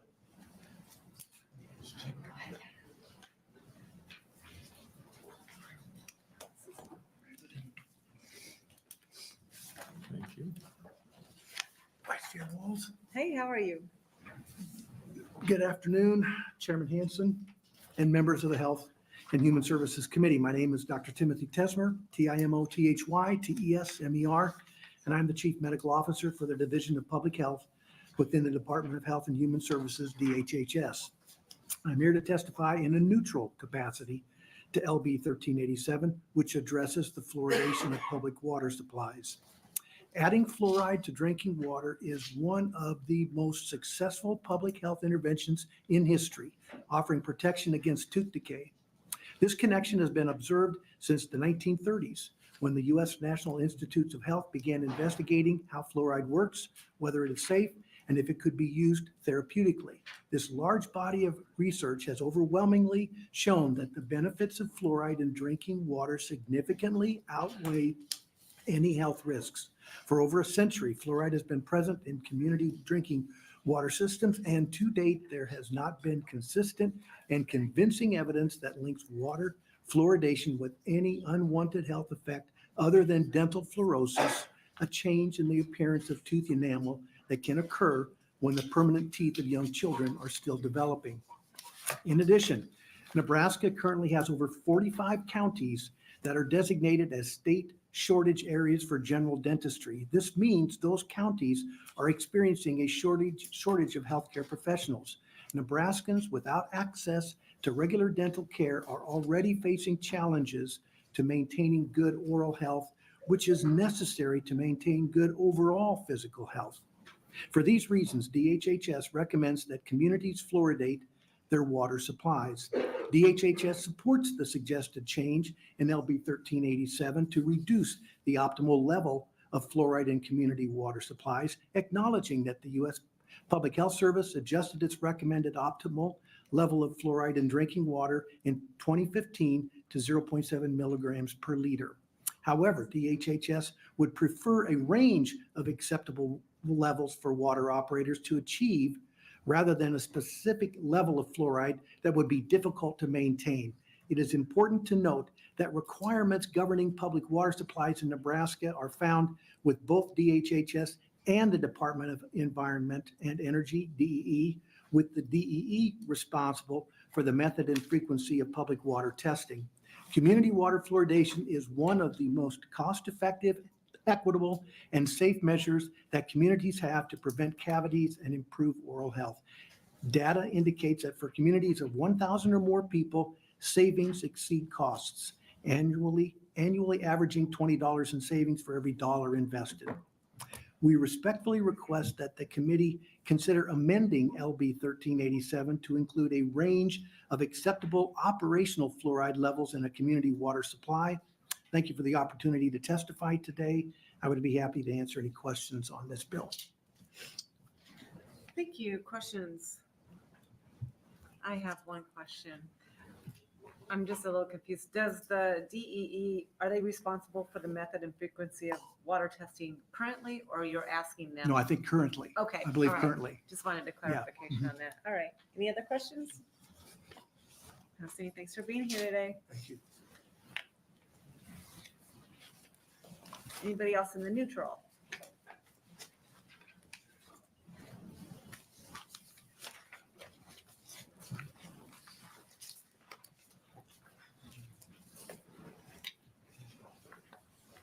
Good afternoon, members of the Health and Human Services Committee. My name is Lash, L-A-S-H, Chaffin, C-H-A-F-F-I-N, a staff member at the League of Nebraska Municipalities. Today, I'd like to testify on behalf of the League in a neutral position. In 2007 and 2008, when Senator Johnson put the initial mandate in, there were many cities, including cities that already fluoridated, who were opposed to the 1,000 population. Well, didn't start off as a 1,000 population mandate, but the mandate that he put in place, because it was a mandate, and the League is opposed to mandates, cities are opposed to mandates.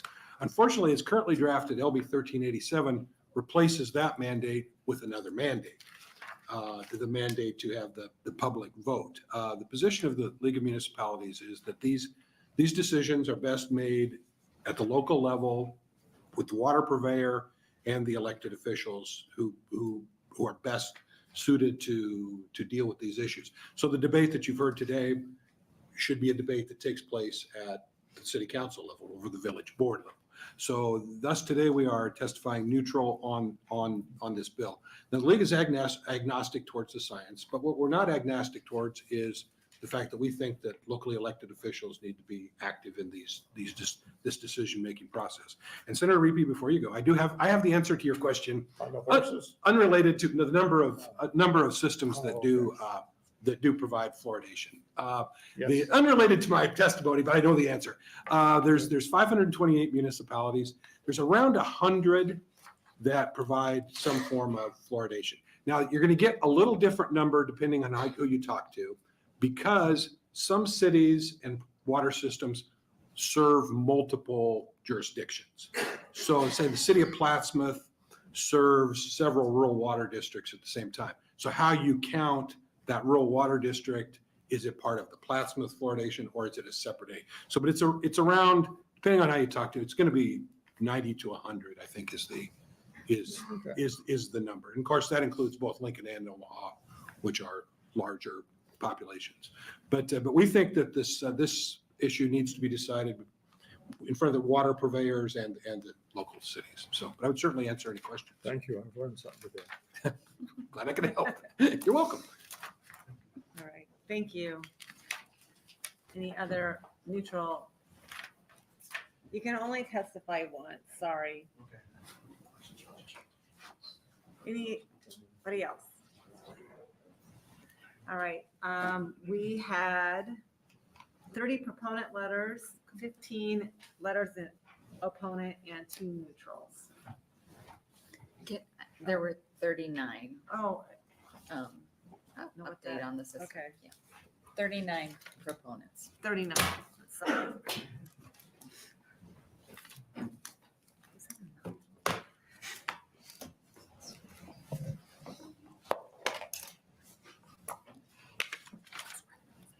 So some of the stuff I mentioned in my opening, you may have heard by the opposition, which I was expecting. So one of the things that we did here, a common theme was, this is the top 10, healthy achievements we have ever done. And actually where that quote comes from, it actually comes from the great public health achievements, United States, 1999. And this is a 1999 CDC report on fluoridation, and was written by 2 members of the oral health division of the CDC. One was Scott Tomar, who's actually a dentist who never published anything on fluoride before that. And the other one was Susan Griffin, who's an economist. They came up with that quote, which you hear repeated all the time. Both are not toxicologists, and are 2 of 30 people in the oral health division. The CDC is comprised of over 14,000 people.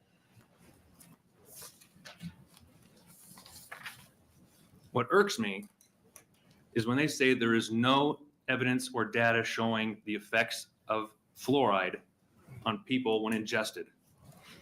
I have a few here, which I'm going to hand out, and I hope you actually look at.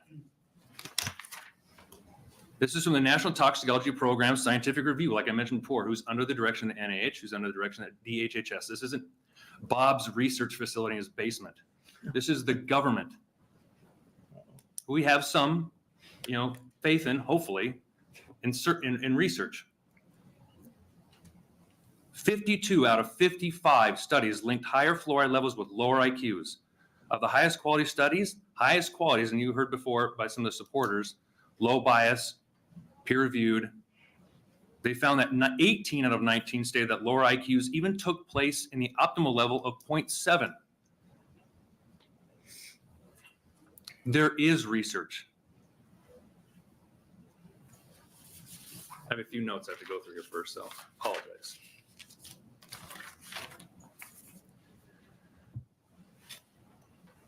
And I have some on my phone too.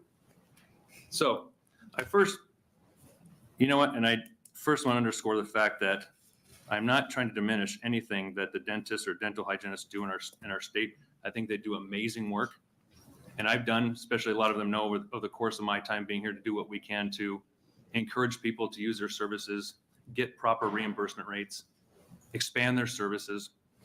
So this is no way a reflection on who they are as a profession. But I got to go back to the first testifier in opposition, Dr. Mieske, which I actually really respect, except we just differ on this one. All the endorsements that she mentions are decades old, and they are not based on current science. The report by the toxicology, if I get that right, by the National Toxicology Program, she referenced it as a draft. It is not a draft anymore. It has been finalized and submitted for publication. So her statement is outdated. Plus, the NTP had an independent working group of scientists examine if the NTP adequately responded to the NASEMs, which is the National Academics of Science, Engineering, and Medicine, called NASEMs, if they adequately responded to NASEM's concerns, and that working group voted unanimously that they did. They had no concerns about the report, about this stuff. And they voted to support publication. So NASEM didn't reject anything. Plus, NASEM didn't evaluate the science. They only evaluated and criticized the words used. They wanted more explanation of the science. And we heard from a few people about, we've seen fluorosis in the teeth, but it's only been from people who've been out of the country. And CDC data shows fluorosis impacts all kids. CDC data. There's no data on immigrants versus residents from the CDC. She provided no data contradicting the CDC fluorosis data. It doesn't exist. And I have to go back to these studies were funded by the NIH.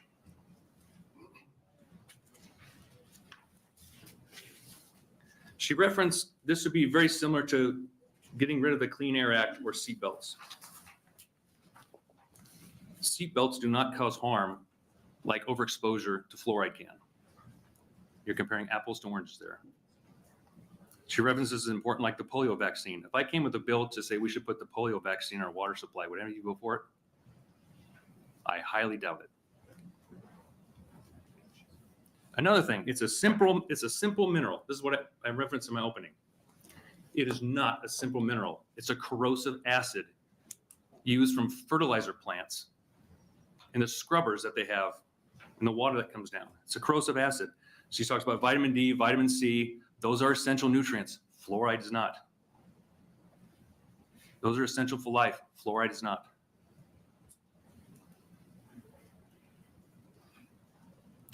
And time again, they even admitted it, topical is by far the most beneficial and most widely used. Not ingesting it. I'm not debating topical. That is the most widely used.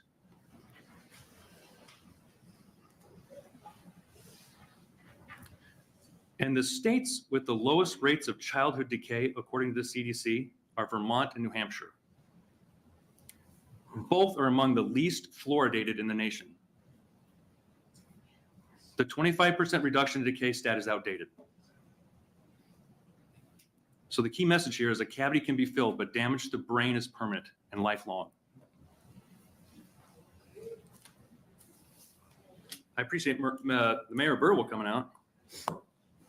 And his actually, his investment in this topic and his concern for the children in his community.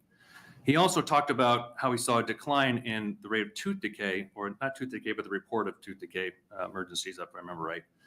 But in the same, he is attributing that to fluoridated water, but in the same breath, he also said that they used topical varnishes and gave toothbrush to the kid, which I would contend, led to the decrease in tooth decay or emergency visits. And he also mentions that fluoridation of water is the best way, when actually it is not. It is the topical application. Another thing that we heard often was that it is safe and effective. Obviously, that is not true. And if it is even slightly not safe and effective, it comes with reasonable risk, which is a lack of informed consent for the people who are ingesting this water as a medicine.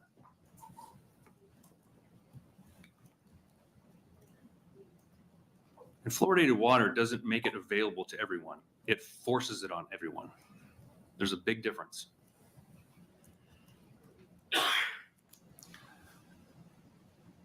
And again, I think we heard analogies about if we happened to take too much Tylenol, linking fluoride to medicine, which was the point that I was making before. It is a medicine that we are putting in our water supply. It is used for medical purposes. It is not used to treat the water. And I think that's unethical. There's an increase in cavities if we stop fluoridating the water. I didn't see anybody bring up any research about that. Nobody's handing you research papers like I am. And how old is that research, if they do have it? Is it as extensive as what the NIH has done in the last 10 years? I don't see any evidence of that.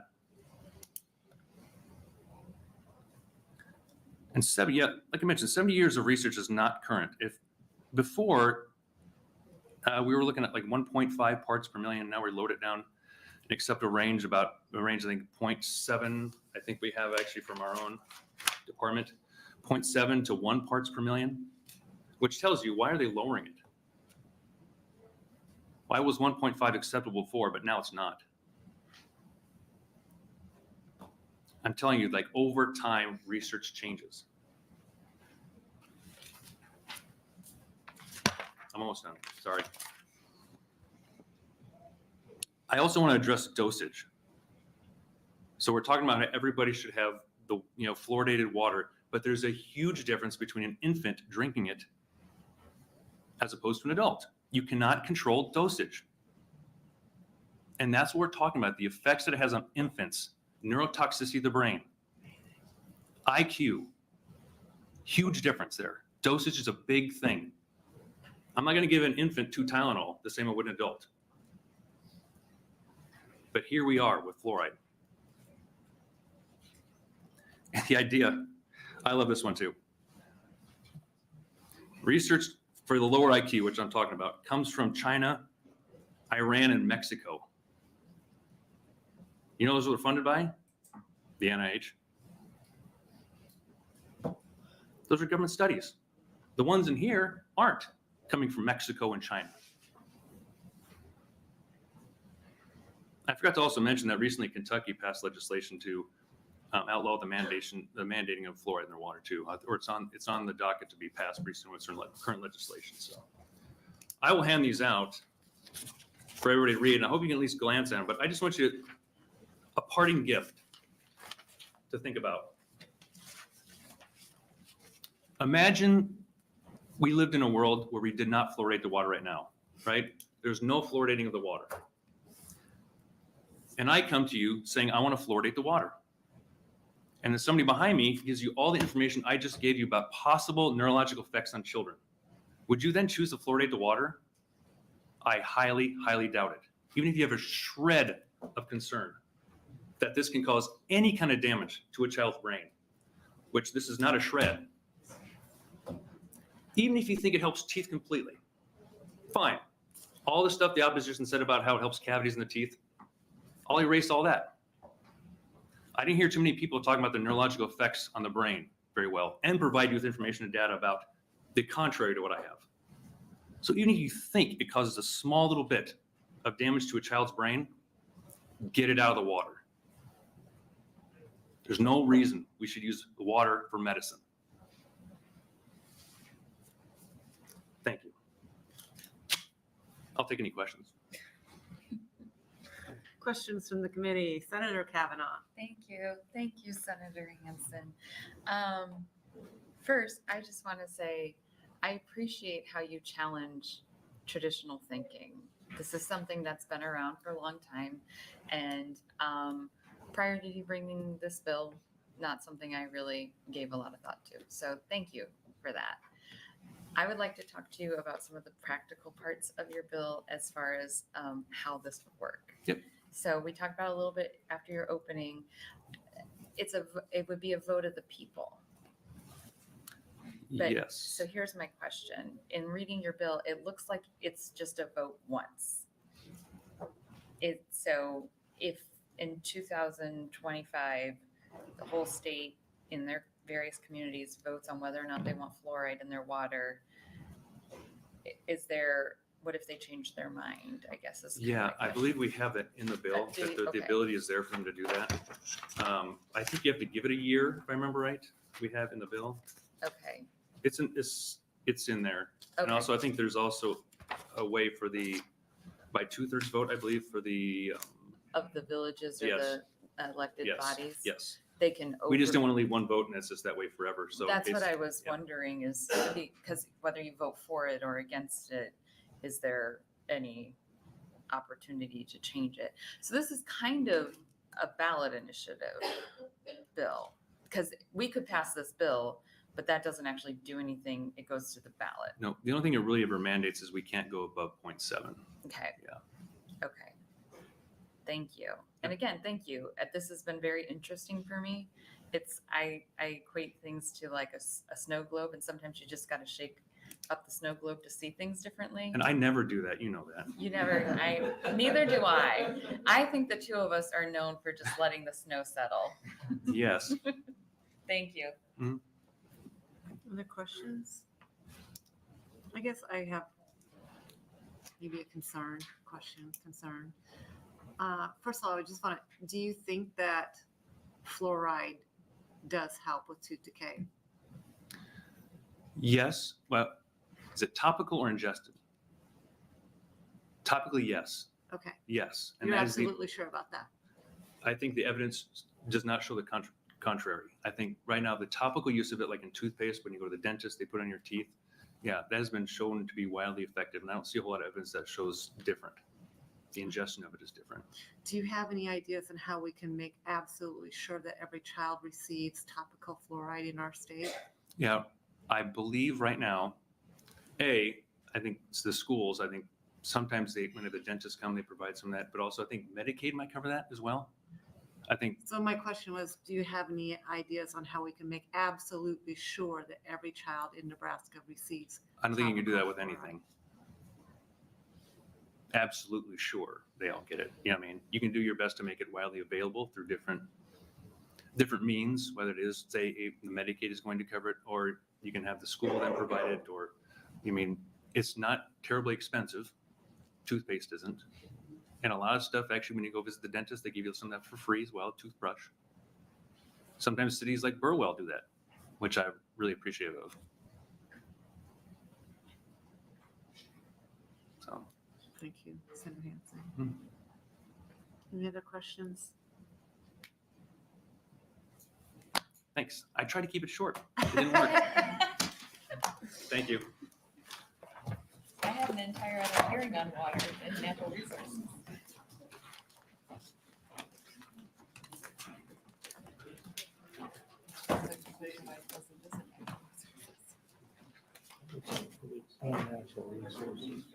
They don't get represented.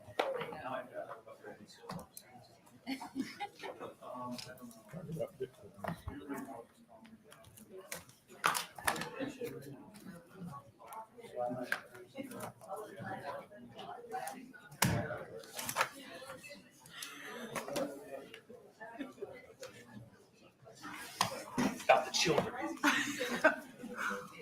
Chairman, I will say this, you did your homework. Yeah. I'm pretty sure I don't have to go somewhere else, so. I have another bill in revenue, but I don't think it's up yet. All right. So, all right. So now we will open up the hearing for LB 1016 and welcome Senator Walz to open. Super easy.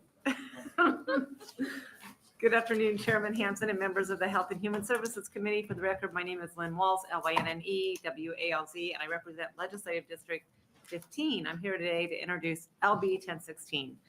LB 1016 removes a sunset provision under the state's home and community-based services waiver in the developmental disability system, allowing for services to youth transitioning from the education system to maintain skills and receive day services necessary to pursue economic self-sufficiency. I introduced this same bill back in 2019, but as a body, we decided to extend the termination date to 2025 instead of just removing it altogether. The Medicaid Home and Community-Based Services Waiver Program is authorized in 1915C of the Social Security Act. The program permits a state to furnish an array of home and community-based services that assist Medicaid beneficiaries to live in the community and avoid institutionalism. The state has broad discretion to design its waiver programs to address the needs of the waiver's target population. Waiver services complement or supplement services that are available to participants through the Medicaid state plan and other federal, state, and local programs, as well as the supports that families and communities provide. This program is another tool of the state that helps prevent the unnecessary institutionalism of individuals, a key component of the 1999 Olmstead ruling by the Supreme Court. The time when a child moves on from high school and into their adult life is already one of the hardest times in a parent's life. Believe me, I know, I had 3. They have spent years preparing them for this advancement. This period of time is even more stressful for a parent whose child has a developmental disability. There's so much more to worry about when this happens, but generally parents want them to be able to experience their independence and to be able to make it on their own. As you might already know, I worked in the developmental disabilities field for many years as a direct care staff, sharing a home with 3 ladies who had developmental disabilities. I also worked as a supervisor, managing residential facilities, and eventually an executive director, overseeing both residential and day services. Throughout this time, I had the pleasure to witness tremendous growth in the lives of the people we served. Some of these positive changes included increased independence in daily living, health maintenance, community engagement, employment, volunteer activities, and pre-vocational training, building positive social skills, and just a greater awareness of their own personal choices. Many of these skills and opportunities would not be possible without the formalized training and the staff provided by day habilitation services. I honestly can't imagine how different the lives of so many people would be without the opportunity to maximize their independence through day hab services. The impact of not having the transition services would have been devastating for so many individuals and families. I would encourage this committee to advance this bill onto general file. This is a great program, and I believe in the work and the services that providers do. Removing this sunset is an important step in permanently supporting our developmental disability community instead of kicking the can further down the road, or even worse, denying services. With that, I'd be happy to try and answer any questions. All right. Thank you. Are there any questions from the committee? Oh. Senator Kavanaugh. So this just removes the sunset. Just removes the sunset. When was this first enacted? You know, Oh my goodness. 2018? I was gonna say 2019. 2019. Yeah. Okay. That was it. Thank you. Yep. Any other questions? Seeing none, see it close. All right, we'll take our first testifier in support of LB 1016, please.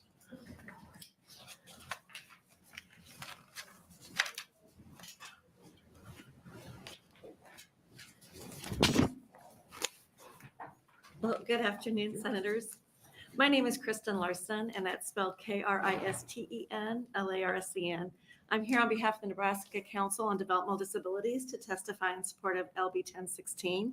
Although the council is appointed by the governor and administrated by DHHS, the council operates independently, and our comments do not necessarily reflect the views of the governor's administration or the department. We are a federally mandated independent council. We're comprised of individuals and families of persons with developmental disabilities, community providers, and agency reps who advocate for systems change and quality services. We serve as a source of information and advice for state policymakers and senators, and when necessary, we take a nonpartisan approach to provide education and information on legislation that could potentially impact people with DD. Council members support LB 1016, which removes the sunset provision that keeps the entitlement for adult DD day waiver services in state statute. Eliminating the sunset provision provides some assurance that day services in some form for graduates will not disappear overnight and protects day services for the near future. Once an adult day DD offer is made and received, the new graduate can access an array of waiver options such as pre-vocational, supported employment, habilitative community inclusion, or respite. Nebraska citizens with DD rely on these day vocational supports to live independently in their communities. It's important to share the history of this legislative language area within state statute. Historically, eligible new graduates were entitled to DD services when they graduated from high school and reached age 21. That's because of family grassroots advocacy that made it possible for the graduate entitlement language to pass into state statute in 1995. This legislation ensured that graduates transitioning into adulthood would not be sitting at home and lose valuable skills because of the wait list, as the disruption of services and supports can be detrimental. Accessing the adult DD waiver also makes it possible for the graduate's parents to remain in the workforce. Without this entitlement in place, parents of youth with IDD with significant needs would potentially have to leave the workforce to provide supervision and care for their adult children at home until a waiver slot was made available. When DHHS requested the legislative change in 2018 to remove entitlement language, advocacy efforts resulted in compromise language being added to LB 793 and then later in 2020 to LB 540 to extend the sunset clause. Advocates considered the sunset provision as a compromise with the Division of DD to have a backup plan in case graduates who are listed as the fourth priority in the state statute to receive DD services were not accessing the services. Any potential threat to these services was and continues to be taken seriously. Currently, an eligible 21-year-old graduate will not automatically receive funding if there's someone with a higher priority need. Graduates are offered funding for day services under the state's fourth funding priority. When the change was made in 2018, the department assured advocates and the legislature that based on historical data, the state would reserve enough funds to serve all new graduates. This has proven true, and the council appreciates the commitment to serving people with DD that the current administration and the leadership within the Division of DD demonstrate. However, we know that and share concerns that administrations and DDD leadership change over time, as well as economic forecasts, and we want to ensure that graduates maintain access to these key waiver supports. If we have an administration in the future that decided like to cap or cut services, then this entitlement is the only way to ensure that these young adults are brought into the system to have some sort of support. Gratefully, this has not been an issue in Nebraska in recent years, as the state has been serving graduates by building in reserve capacity. However, if the state faces an unforeseen economic downturn and less funds are appropriated to support those receiving DD waiver services, then these graduating youth would be at risk of losing the seamless transition into these critical day supports. Keeping the entitlement in state statute is how Nebraska ensures that eligible individuals with developmental disabilities have a protected pathway to enter the DD services system. It guarantees that transitioning youth have continuity of support from special education to vital day support services, empowering them to live productive and meaningful lives.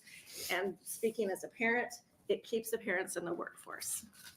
So I have had to cut it down, and I have a little bit more in the testimony that I handed out, but that's all I have, and I appreciate you bringing this up. Thank you for testifying. Are there any questions from the committee? All right, seeing none. Thank you very much. Thank you. Take our next testifier in support, please.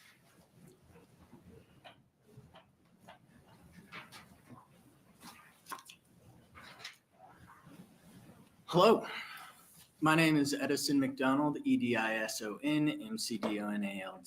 I'm the Executive Director for the ARC of Nebraska. We're a nonprofit with 2,600 members advocating for people with intellectual and developmental disabilities. We're in strong support of this bill because ultimately this is the best path for families to begin to access services, and it's the most cost efficient amongst our priority categories. I want to start off with a little bit of an overview of our developmental disability system structure. We have 6 priority categories. 1 is for emergencies, 2 is to get people out of institutions, 3 is to address foster care needs, and then we get to priority category 4, which is designed to go and be kind of the entry ramp onto services following special education. After we've gone and invested years in special education, this is the next step to get people into community-based services. Some of y'all will remember as we worked to pass the family support waiver, we talked about how there was an access point at the age of 21, but for children, there was not. This is basically that same portion that we see in the family support waiver, only for adults. This is the on-ramp in which they get access to services. As a note, priority 5 is dealing with veterans kids, and then priority 6 is what we refer to as the wait list or registry. Ultimately, this bill came, when we originally implemented the sunset date, it was under a different administration, different DHHS leadership. And I think that the way the current leadership is picturing the structure has really shifted and realized that this is not something that is problematic, not something that we need to set a sunset on. As you'll notice, I don't believe DHHS is here. So I'd urge you to support this bill and ensure that people with intellectual and developmental disabilities are able to access community-based services. That, any questions? Thank you. Are there any questions from the committee? Seeing none. Thank you. Populist. Yeah. Scare them off. Anybody else wish to testify in support of LB 1016? All right. Does anybody wish to testify in opposition to LB 1016? Seeing none. Is there anyone who wishes to testify in a neutral capacity to LB 1016? Seeing none. Yes. Senator Walz will waive closing. And for the record, we did have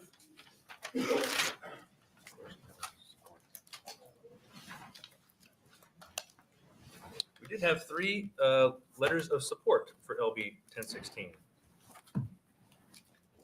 With that, that'll close our hearing for LB 1016, and we will open it up now. LB. Yeah, so if I was closing in a different committee, would it be possible to show them back? Yeah, thank you. You ready?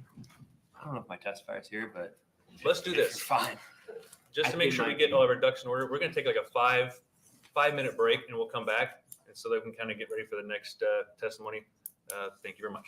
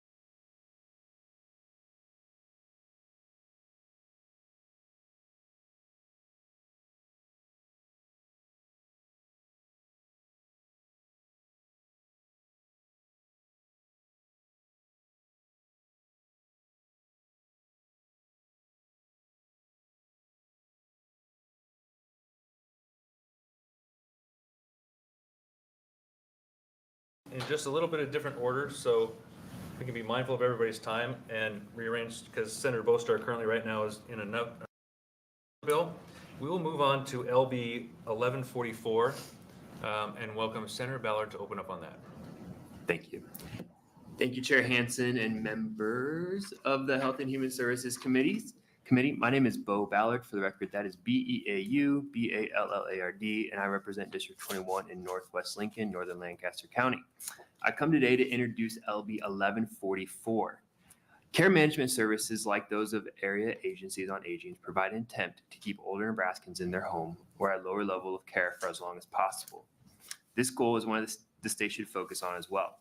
Since older Nebraskans stay in their home, the fewer state resources are used. Currently, a AAA operates by billing their clients on a sliding fee scale used on their income. From 1987 to 2018, DHHS interpreted the law so the sliding fee was voluntary system, with the department picking up the clients did not pay.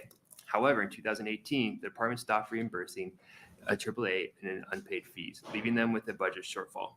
LB 1144 moves the sliding fees back to a voluntary system and requires DHHS to pay what the client does not. A return to the system that is used for 30 years. This also matches our state managed care policy and other programs offered under the Federal Older Americans Act. These are the testifiers behind me will be able to explain the technicalities of the change, but I'd be happy to answer any questions. All right, thank you. Are there any questions from the committee? Seeing none, we will take our first testifier in support of LB 1144.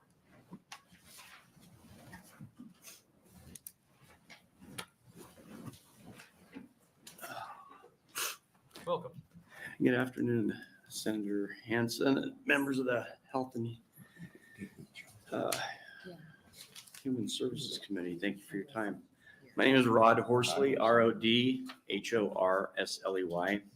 I'm the Director of South Central Nebraska Area Agency on Aging located in Kearney. I'm testifying on behalf of the Nebraska Association of Area Agencies on Aging. In 1987, under LB 42, care management services were established through the 8 area agencies on aging to aid in the coordination of services for older adults. Care management staff meet with an older adult, complete a comprehensive assessment, help determine what needs the individual may have, and then set up services to meet those needs. This may include transportation, home delivered meals, chore services, to name a few. The purpose of care management is to provide services which will allow an older adult to stay in their own home and avoid premature institutionalization. Providing services in home is much cheaper than in a long-term care facility and helps control the rising costs of Medicaid. It's the right care at the right time. Since the inception of the care management program through 2018, there was not a cost per se to clients for the service. A sliding fee scale was used based upon the individual's income to determine the value of the service. The client was sent a statement but was not required to pay for the service.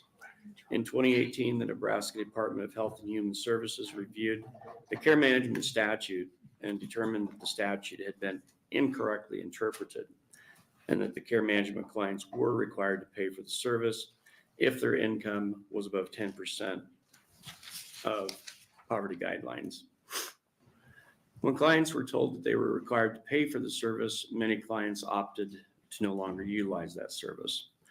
LB 1144 adds language to section 812234 to state that, quote, care management clients may contribute to the cost of receiving care management services as provided under section 812230. A client family income schedule using the federal poverty guidelines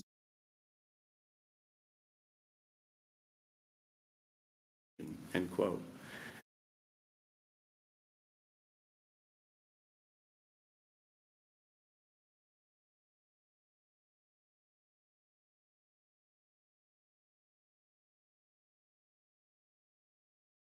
Under the Older Americans Act allow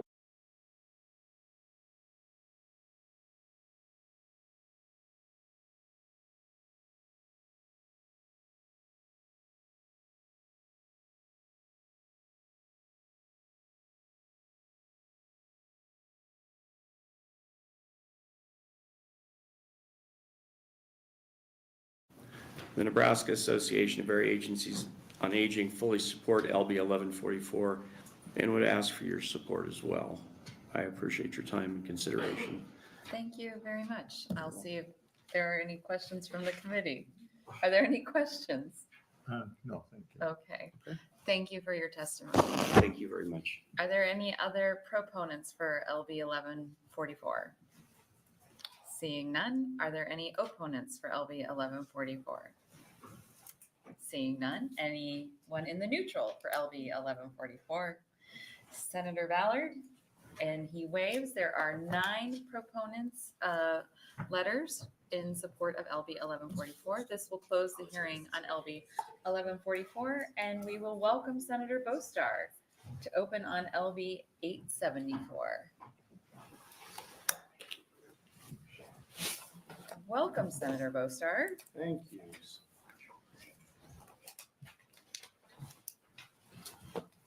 We're doing a little shuffle of our schedule today.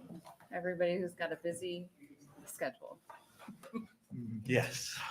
Certainly seems like we'll be in revenue all night, which is exciting. Well, I hope this is a nice respite for you then. You're welcome to open. Good afternoon, thank you. Members of the Health and Human Services Committee. For the record, my name is Elliot Bostar, that's ELIOTBOSTAR, and I represent Legislative District 29. I'm here today to present LB 874, legislation to streamline, clarify, and standardize various state licensing requirements and local regulations under the Child Care Licensing Act to enable child care programs to operate more efficiently and effectively. Access to affordable quality child care is inextricably linked to Nebraska's economy. Without it, parents won't be fully engaged in the workforce, and our state will struggle to attract and retain new business and industry to our communities. Without meaningful change, hardworking parents will continue to struggle to achieve financial stability for their families. According to a Harvard Business Review report released in 2021, nearly 20% of working parents had to leave work or reduce their work hours solely due to a lack of childcare, and only 30% of all working parents had any form of backup childcare. The Nebraska Chamber of Commerce estimates that Nebraska loses $731 million annually in business productivity due to gaps in childcare services. The most recent data emphasizes the challenges faced by Nebraska's struggling childcare industry. According to the licensed childcare roster released by the Nebraska Department of Health and Human Services on January 3rd, 2024, 9 counties in Nebraska currently have no licensed childcare provider at all. Arthur, Banner, Blaine, Hayes, Kippaha, Logan, McPherson, Sioux, and Thomas counties. Examining the Nebraska Department of Health and Human Services license roster over the past few years shows that in 2023, there were nearly 12% fewer licensed childcare programs serving children ages 0 to 5 than in 2019, not 2029, statewide. According to child care industry employment data received September of 2023 from the Nebraska Department of Labor, the child care workforce in our state currently experiences a 30% turnover rate. The Early Childhood Institute at the University of Nebraska reported in 2021 that 7 in 10 providers report staff members leaving the early childhood field entirely. That same report found that 9 in 10 providers employing staff have had difficulty hiring for open positions, citing both a general lack of applicants and an inability to offer sufficient pay.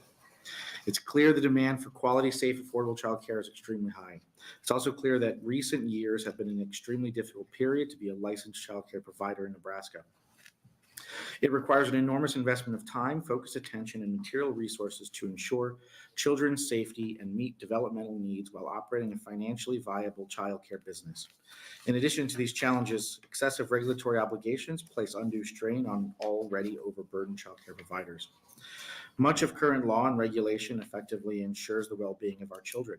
However, some of these regulations are needlessly burdensome, unnecessarily complicated, and conflict with one another. Our current jumble of child care licensing regulations makes an already difficult profession harder than necessary. LB 874 is designed to mitigate some of these challenges. Current regulatory demands come from all levels of government, federal, state, and local. This includes state licensing requirements, separate federal child care subsidy requirements, federal and state background checks, local zoning, building safety, and fire code enforcement, and numerous inspections at each level. There are multiple provisions contained in LB 874. I'll highlight the most substantive. In Section 3, LB 874 allows dual licenses for childcare providers. Enrollment in childcare programs can fluctuate significantly through the year, increasing during the school year and decreasing over the summer. This legislation allows providers to obtain dual licenses that enable a program to operate under a lower capacity family home child care 2 license when enrollment is down, but return to a higher capacity child care center license when more children are enrolled. This provision will be particularly helpful in rural Nebraska, who rely primarily on family home child care providers.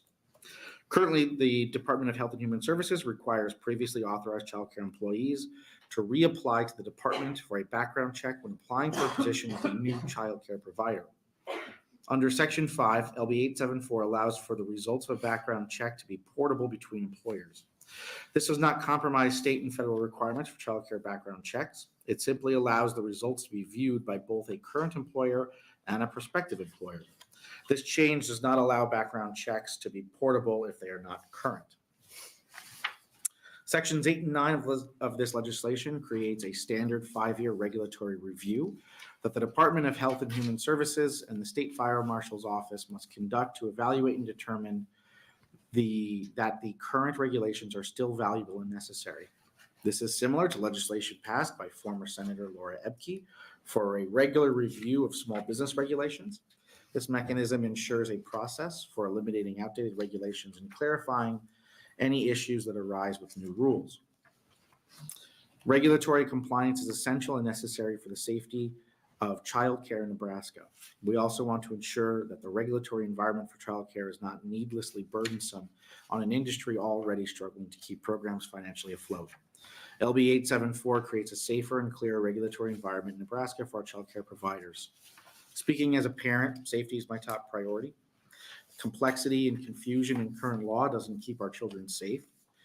The clarifications and streamlining of LB 874 improve both safety and access to care. Several testifiers will speak after me in greater detail about what these regulatory issues look like in practice. Some will share their insights on how other industries streamline regulatory processes and reinforce the case for broader downstream benefits for our kids, families, communities, employers, and economy. Thank you for your time and consideration. I would encourage your support of LB 874 and be happy to answer any initial questions you may have. Thank you, Senator Bostar. Are there any questions from the committee?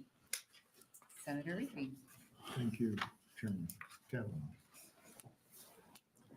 Thank you for being here, Ellen. Senator, my question is this: and I had to step out to make an important call, but how much? Because I didn't, at least in my information, I didn't have the fiscal note. I don't know, is there one or my, and where I'm leading with that on is I'm constantly trying to deal with what's the state, the government's accountability or responsibility in both providing childcare or in providing housing. And so much of it seems to be focused on the rural side of the equation.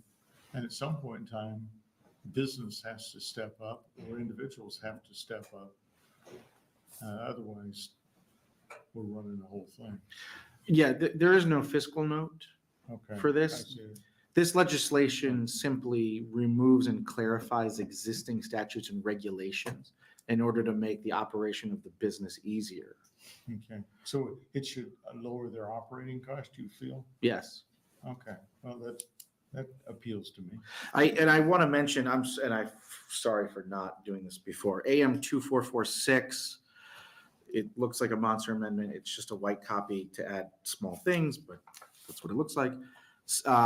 Section 7 adds language to clarify that political subdivisions are still allowed to regulate business use relating to outside appearance, nuisance, or public health and safety. Section 8 strikes zoning and ordinance reporting requirements for DHHS. The department does not have this information as it does not create nor enforce its own or any political subdivisions enacted zoning or ordinances. And Section 10 outright strikes the section that would have required municipalities to report on local regulations to the legislature. We struck that because local municipalities did not want to comply with that provision. And so in order to get them not to oppose the bill, we decided to take it out. However, if the committee pleases and you want to put that back in, please feel free. Any further questions? If I may, Yes. I think my question would be, is this simplify the operation for the child care centers, or does it protect them, or does it make it one more regulation that they have to respond to? It's fewer regulations. We're removing regulations. You're singing to my music. I'll give a little bit more background since, due to your interest. The governor put together two working groups over the previous interim. One was on taxes and one was on workforce. The workforce working group had a subgroup made up to look at childcare and childcare issues. So that brought all these different stakeholders to the table.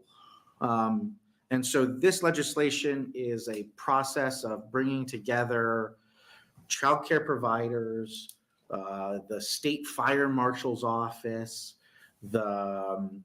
basically municipalities, different communities, and looking at ways of saying, we have a lot of government and a lot of regulations around how childcare is provided in the state of Nebraska,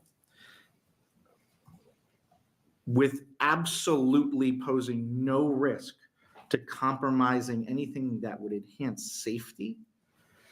What can we look at to ease that regulatory burden? And so this is the result of that work. Okay. If I may. You may. Thank you.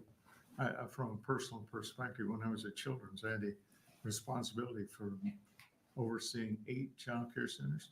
Hardest work I ever did. Hardest work. So my heart goes out to the people that do that business and the complexities that go with it. So As someone who drops their own child off in childcare every day, they saved my life. Yeah. Well, thank you. Thank you for being here. Thank you.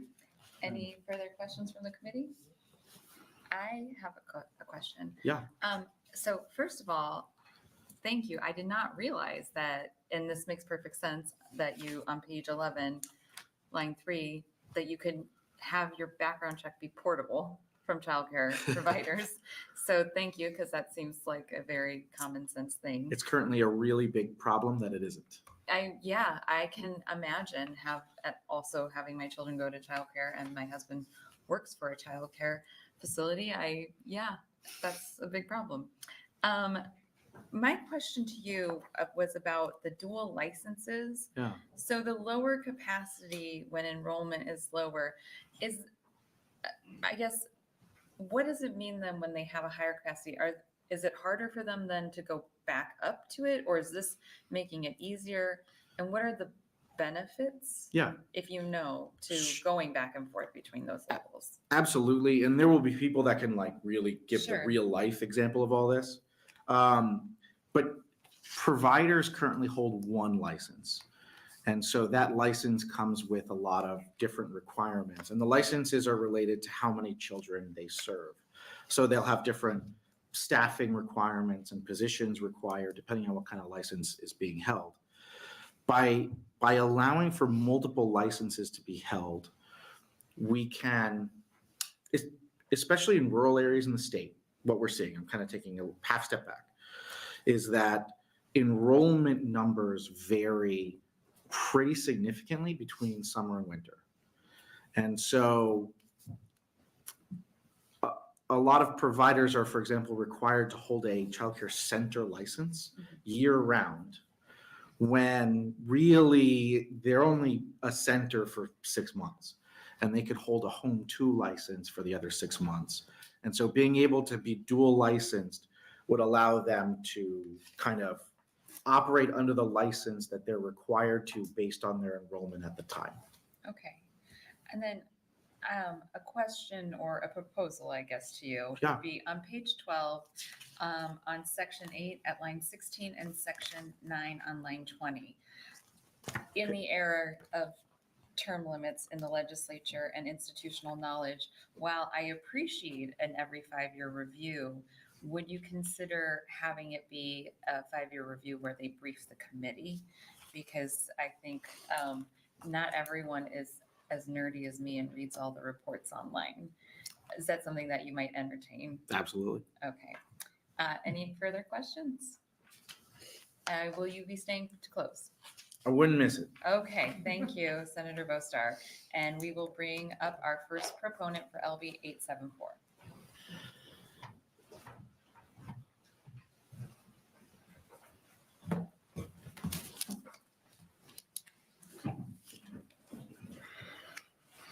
Welcome. Thank you. Welcome.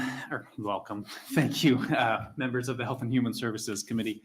My name is Mitchell Clark, MITCHELL-CLARK, and I just want to thank you for allowing me to testify today. I am a policy advisor for First 5 Nebraska. We're a statewide public policy organization invested in the care, early learning, and well-being of Nebraska's youngest children. I'm here to testify in support of LB 874 and would like to thank Senator Bostar for his efforts in streamlining the regulatory environment for childcare in Nebraska. In Nebraska, anyone who operates a childcare program with 4 or more children from families other than their own must be licensed and meet certain health and safety standards, staff qualifications, and training requirements. Providing quality and safe learning environments for our youngest Nebraskans, as Senator Bostar reiterated, must be our top priority. But we also know that childcare businesses struggle financially to make ends meet. In fact, just to break even, a childcare program must operate consistently within the constraints of what childcare business analysts call the iron triangle. In other words, a childcare program must operate with full enrollment, collect tuition and fees on time and in full, and must cover the true cost of providing care to a child with their revenues. Despite their best efforts, very few childcare providers manage to adhere to all 3 components of the iron triangle. In effect, many providers in Nebraska are operating on a deficit on a regular basis. And that's why regulatory environment makes these factors highly sensitive to anything which might be overly burdensome, such as background check processes, local enforcements, and sometimes conflicting guidance from separate regulatory bodies. This is not only bad news for sustainability of childcare programs, but on a broader scale, the sustainability of Nebraska businesses and stability of our economy, which depends on childcare. In closing, LB 874 would be a great step towards streamlining regulations for Nebraska's childcare industry by reducing administrative burdens and costs for providers. The outcome would free up resources for improved quality of care, increased capacity, and a more stable industry. Additionally, regular regulatory review and enhanced legislative oversight will promote transparency and accountability within the system. Ultimately, LB 874 strives to benefit Nebraska's children, families, and childcare providers alike. You'll see I've distributed a policy brief to the committee. On the back side of that policy brief, there is also highlighted a few of the key components of this bill. Senator Bostar as well did a great job walking through some of those provisions. If you have any technical questions on the bill, I worked with his office very closely to help craft that language, so I'd be happy to answer any of those questions. And thank you, members of the committee, for your time and attention today. I urge you to advance LB 874 to general file. I'm happy to take any questions you may have. Thank you, Mr. Clark. Are there any questions from the committee? Seeing none, thank you very much. We'll take our next proponent for LB 874. Welcome. Hi, good afternoon, members of the Health and Human Services Committee. Thank you for allowing me to testify today. My name is Rachel Sissel, RACHELSISSEL, and I currently serve on the Communities for Kids team at Nebraska Children and Families Foundation. The C4K team works with 67 communities across this state, focused on expanding childcare capacity and enhancing quality of early childcare systems. I am here today to testify in support of LB 874 and would like to thank Senator Bostar for introducing this bill to help strengthen early care and education. I've highlighted 4 pieces of this bill in my written testimony, but would like to take time to touch specifically on 2 in today's hearing. First, the dual licensure provision would help smaller childcare centers, especially those in rural areas. I spoke with a board member of a center in Baird, and her exact words about this provision were, "Oh, that would be so helpful during our summer months." A child care center being able to hold both a family child care home 2 license allows the program to operate as both a child care center and a family home 2, depending on attendance. This does not affect the quality of care, but rather allows them to adjust staffing. This provision allows the program to control expenses by requiring 1 or 2 staff members to care for a mixed age group. It's important to note that earlier regulations allowed child care centers to use family child care home staffing compositions, but the language was dropped somewhere in the process of updating regulations. A center in Potter was recently going to pursue dual licensure when it was allowed, but in its absence chose to close during the summer months because of lower numbers and a lack of staff. Another center in Kimball would eventually like to offer extended care, including overnights and weekends. While they wouldn't have as many kids enrolled during those times, there is still a need. A dual license would be instrumental in developing this possibility for families in their community. I would also like to express support for the portability of required background checks. We know that there's an issue with the workforce in early child care programs. Allowing early child care professionals to take the eligibility letter to new programs would accelerate the ability of the individual to secure a position and begin working within the program. This would also support the early child care employer, as it would allow for the expansion of the staff more quickly. I discussed this process with the hiring with the former director of a center in Lincoln. She said that not having a delay with potential staff members would help the hiring process. She said that generally eligibility letters were received within a week, but it definitely impeded their ability to hire because people wanted to get started working right away, especially if they were just moving to another program. Sometimes, because of the need to not disrupt their personal income, they would take jobs in other fields because they were able to start immediately. This provision ties the eligibility to the individual teacher, not the program that they're working for. Another impact would be the ability to potentially explore how this could affect developing a substitute pool for local areas. Communities for Kids offers sustainability planning for childcare programs across the state. Earlier this week during a planning session, multiple communities expressed the need for a substitute pool to support their local programs. It is a priority goal as it directly supports the current workforce. Programs face shortages of staff. Like public schools, they have teachers that need days off. Portable background checks and that information allows individuals that can move between programs, and it creates a ready-made eligible list of additional early childhood substitutes. So once again, thank you for your time today. I would request that you advance LB 874 to general file, and I'm happy to answer any questions. Thank you for your testimony. Are there any questions from the committee? Seeing none, thank you so much. Thank you. And we will invite the next proponent for LB 874.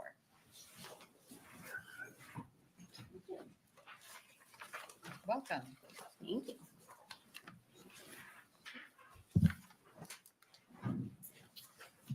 Members of the Health and Human Services Committee, my name is Heidi Pieper, Heidi-Pieper. I'm a mom, a licensed foster parent, a rancher, and I'm on staff with Nebraska Farm Bureau.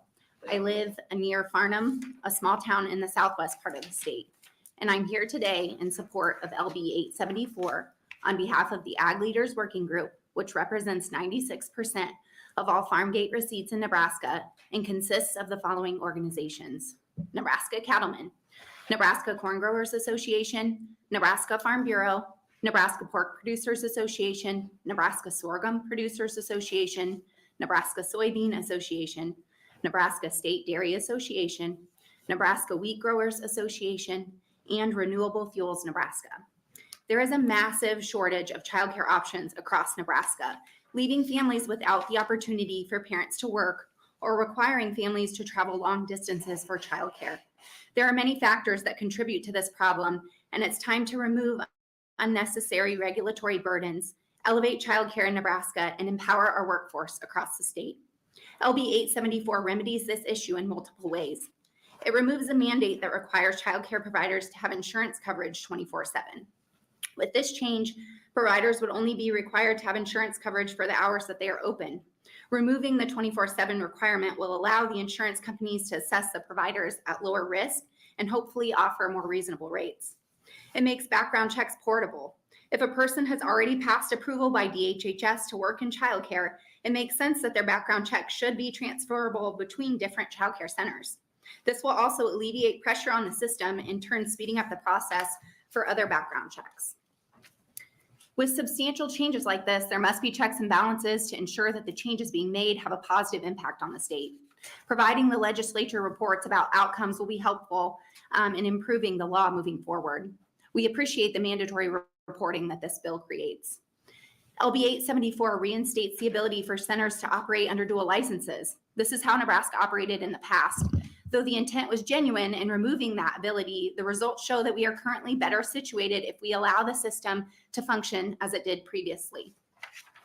Lastly, this bill helps childcare providers to be more financially sustainable by exempting some childcare facilities from property taxes. It's no secret that Nebraska's over-reliance on property taxes is an impediment to operating viable businesses, including childcare facilities. Property taxes are far too high and need to be brought to reasonable levels. The change proposed in this bill kills two birds with one stone, offering incentives to a needed industry while moving towards decreasing the over-reliance on property taxes. We hope that the market will correct and move away from the reliance on incentives. Until then, this is a solution to a dire problem. This bill implements many positive changes, and we appreciate Senator Bostar for bringing LB 874 and encourage the Health and Human Services Committee to take our thoughts into consideration as you prepare LB 874 to be advanced to general file. I'm happy to answer any questions that you may have. Thank you. Are there any questions, Senator Riepe? Thank you. Thank you for being here. Thank you for traveling here to testify today.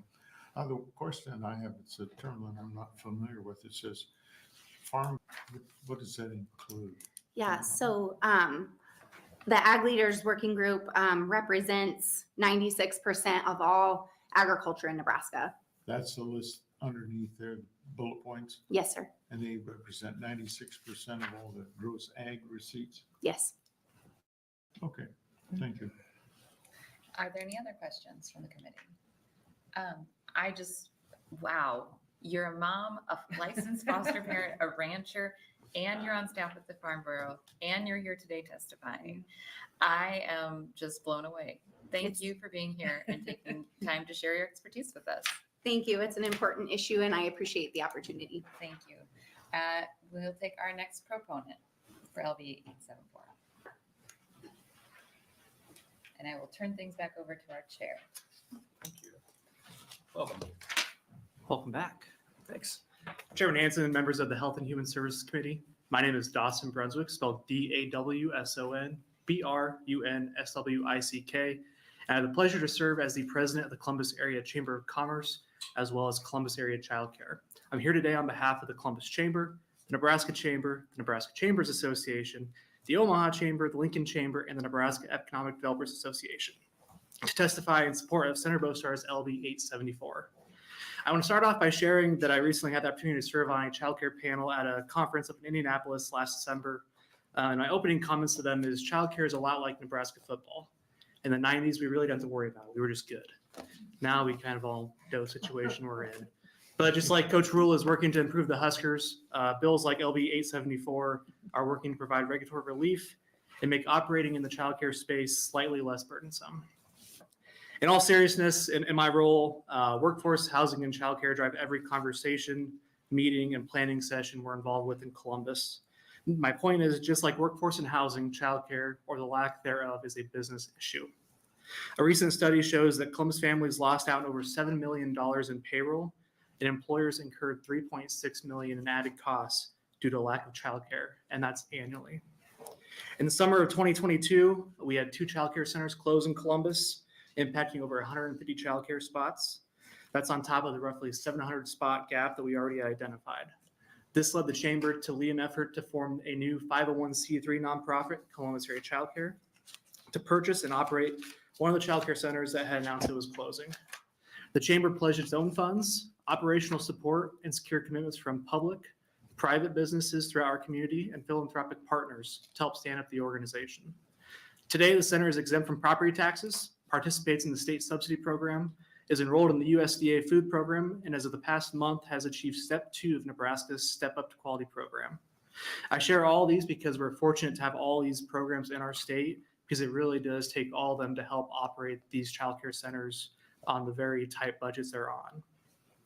One of the pain points we encountered in our journey to start Columbus area childcare is addressed in LB 874, and that is the permissive property tax exemption. We originally submitted our exemption under the charitable and educational exemption provisions, and were initially denied, as it's not clearly stated that nonprofit childcare centers qualify for either of those. Ultimately, we went back and forth with our assessor, our board of supervisors. Our good friends at First Five Nebraska assisted us in identifying another 501c3 nonprofit that had gone back and forth with their county assessor to secure tax exempt status. Ultimately, we were granted, but I know that it is a process, and the permissive exemption is something that I'm very excited to see in the bill.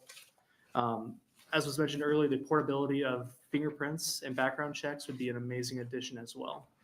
With that, I'm happy to answer any questions and appreciate your consideration of LB 874. Thank you. Are there any questions from the committee? Senator Riepe. Thank you, Chairman Hansen.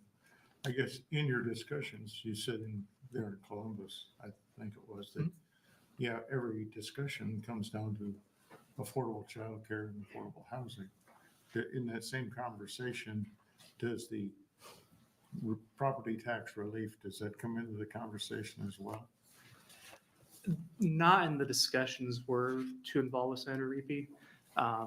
For us, it's having the high wage jobs, which Columbus is fortunate to have a higher average wage. But really for us, it's the availability of housing and childcare. Affordability doesn't matter when you have no availability, in my opinion. So it's more on the availability of those services right now in our community. Do you think in that group, whatever that group is or how big it is, do they connect the fact that taxes are related to support? I mean, how so? Well, somebody has to, for affordable childcare and affordable housing, it's going to take tax money, right?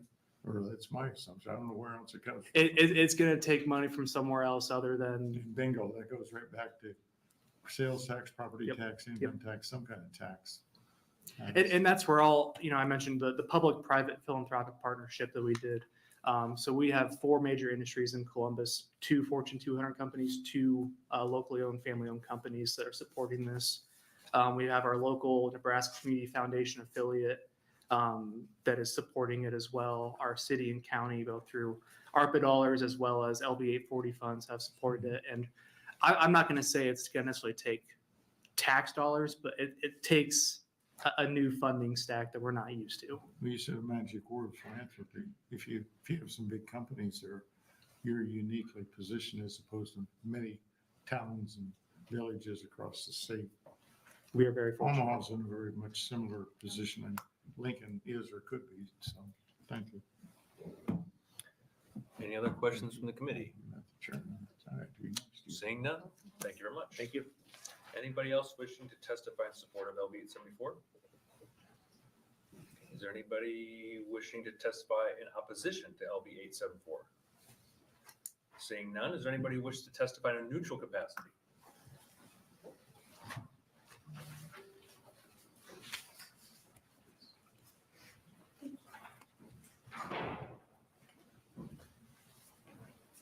Welcome. Hello, Senator Hansen, members of the Health Committee. Excuse me. My name is Christine Abraham, spelled CHRISTY-ABRAHAM. I'm here representing the League of Nebraska Municipalities. I first want to start by just thanking both First Five and Senator Bostar for introducing this amendment that you received. I believe it's AM 2446. And as Senator Bostar indicated, the League is neutral on this bill because of the provisions that are in that amendment. And Senator Bostar did a great job explaining what was in that amendment. I just want to go through it sort of briefly with you. The first concern that the League had was in Section 7, which prohibited municipalities from having residency requirements for their family home care centers. It's my indication that there are at least 3 municipalities that currently have those residency requirements.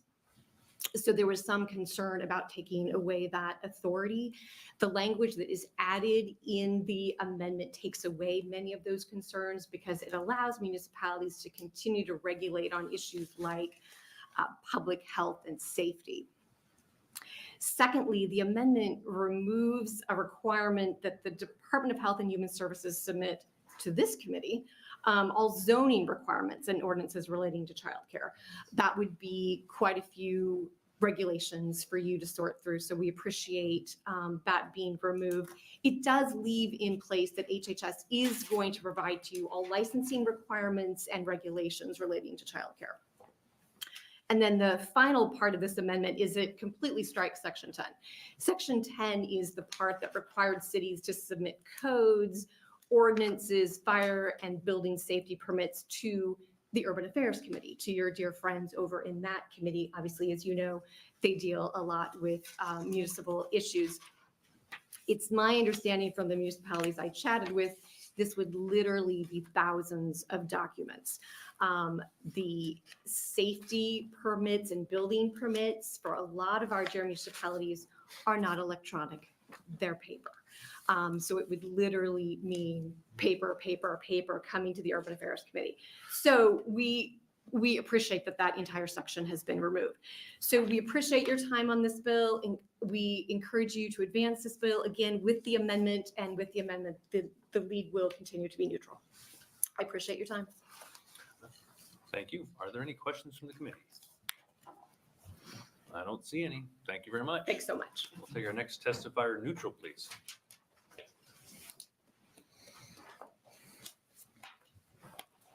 Chairman Hansen and members of the Health and Human Services Committee, for the record, my name is Elaine Menzel. That's ELAINE-MENZEL. Here today on behalf of the Nebraska Association of County Officials. And I could almost say just ditto to the testimony that Ms. Abraham just testified to. We greatly appreciate Senator Bostar offering the amendment that you have seen. There's just one additional comment that I'll make, and with that said, hopefully it doesn't create a lot of questions, given I don't generally go to the Revenue Committee, but it relates to the balancing of the property tax exemption with the public policy related to exempting that. We're not taking a position on that specifically at this time, but just a factoring into your consideration. With that said, I appreciate your time, and if there's any questions, I would be glad to attempt to answer them. I'm sure there's going to be a lot of very difficult questions coming up. So, are there any questions? Nope, I was wrong. Well, thank you. gee darn. No. Thank you very much. Thanks. Is there anybody else wishing to testify in a neutral capacity? All right, seeing none, we will welcome up Senator Bostar to close. And before that, we did have 15 letters in support of LB 874, 2 in opposition, and 1 in a neutral capacity. Welcome back. Thank you, Chair Hansen and members of the Health and Human Services Committee. I realized that actually this is my first time ever being in this committee, and so Just got lucky. it's very exciting. We're the best. So I think that this is kind of a common sense bill. It's a deregulatory bill. Its whole function is to remove governmental barriers to the ability to operate a child care facility in most of the state profitably. And so I would really encourage the committee to look favorably upon this legislation. I understand that there's a debate about what role we should have in funding affordable housing, childcare, things like that. That's a worthwhile debate. I would say 874 doesn't have anything to do with that. We're just trying to make the business easier. I want to speak a little bit to the neutral testimony. I gave you all the amendment that makes sure that no one opposed the bill, right? It takes out all the things that the municipalities and the counties wanted removed. But I do want the committee to think about it and perhaps in the future, ask more questions of the counties, the municipalities about why it was required for this stuff to be removed. For example, residency requirements. The green copy of the bill says that municipalities can't establish residency requirements for the operators of childcare facilities because, as they said, there are 3 cities that do, that say you can't run in a home provider childcare operation if you don't live in the structure that the care is being provided in. What does it matter where the provider lives when they're not operating the childcare business? But there are 3 communities that do require that. It is a regulatory burden placed upon childcare providers. I wanted to remove it, but that was a sticking point where if we kept that in, they would oppose the bill. So you have an amendment that takes it out. And then the piece on the bill requires the state to do a review of its own regulations every 5 years to make sure that we're not putting in burdensome regulations and statutes just to bog down the system. Gives us an opportunity to go through and clean it up. I appreciated Senator Kavanaugh's request of considering having it report to the committees of jurisdiction. I think that's really a good move. And in the green copy of the bill, it would require local governments to do the same thing. To go through their local laws, their local ordinances, and see every 5 years if they have unnecessary garbage bogging down the system, things like residency requirements. But they talked about how that would be a burden. Could you imagine the thousands of documents? They use paper after all. That sounds like a burden, but it also sounds like a burdensome environment that we're putting our businesses through. I think the objection to that provision defines the reason why it's important. So the amendment removes the opposition. I would ask this committee to do with it what it wants. There are important parts of the amendment. The HHS stuff, that's good. You should definitely keep that. But I didn't understand why we needed to remove those provisions. But here we are. Anyway, happy to answer any final questions. And I would please, let's try to get this bill done. I think it'll help at least marginally make some service more accessible for folks across the state, particularly in rural areas. Thank you. Thank you. Are there any questions from the committee? Senator Kavanaugh. Thank you. Thank you again, Senator Bostar.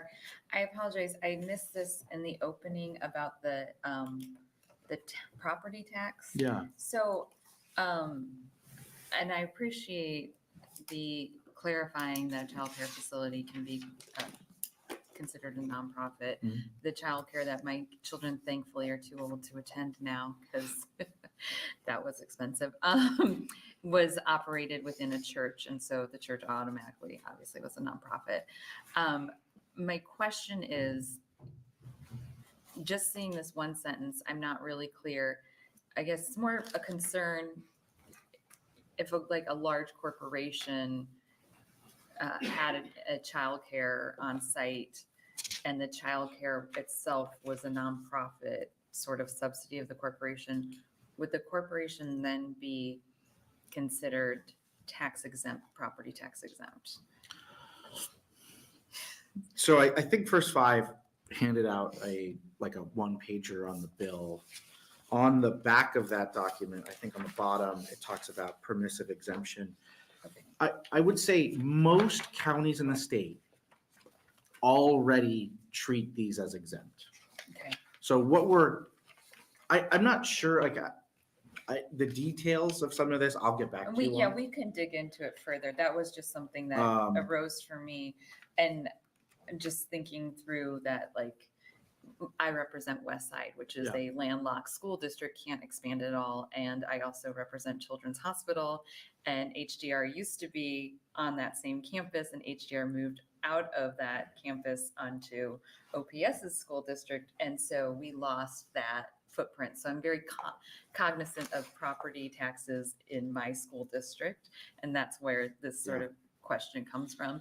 Not that I'm mad about Children's Hospital expanding in my district. It's a very lovely facility. So, but we can follow up. Yeah, and so what I would just say is the purpose of that section in the bill is to provide consistency across the state. It's not so much about giving some tax benefit that didn't exist. It's really about saying the majority of counties are doing it this way. But as you heard in testimony, in some places, it's a fight to get them to do it that way that everyone else is. Ultimately, they end up getting there. But again, it's just another barrier that we have in place. So we're just trying to remove it. I really just wanted to point out to the former administrator of Children's Hospital that they. Thank you for answering my question. Thank you. Any other questions from the committee? I don't see any.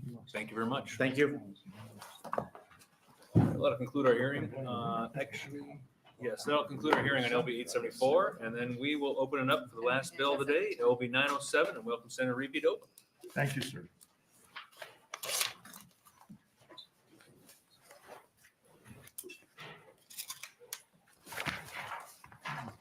Let it go. Okay.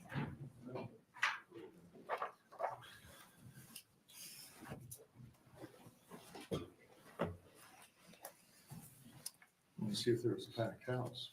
Evidently not. Not yet. Okay.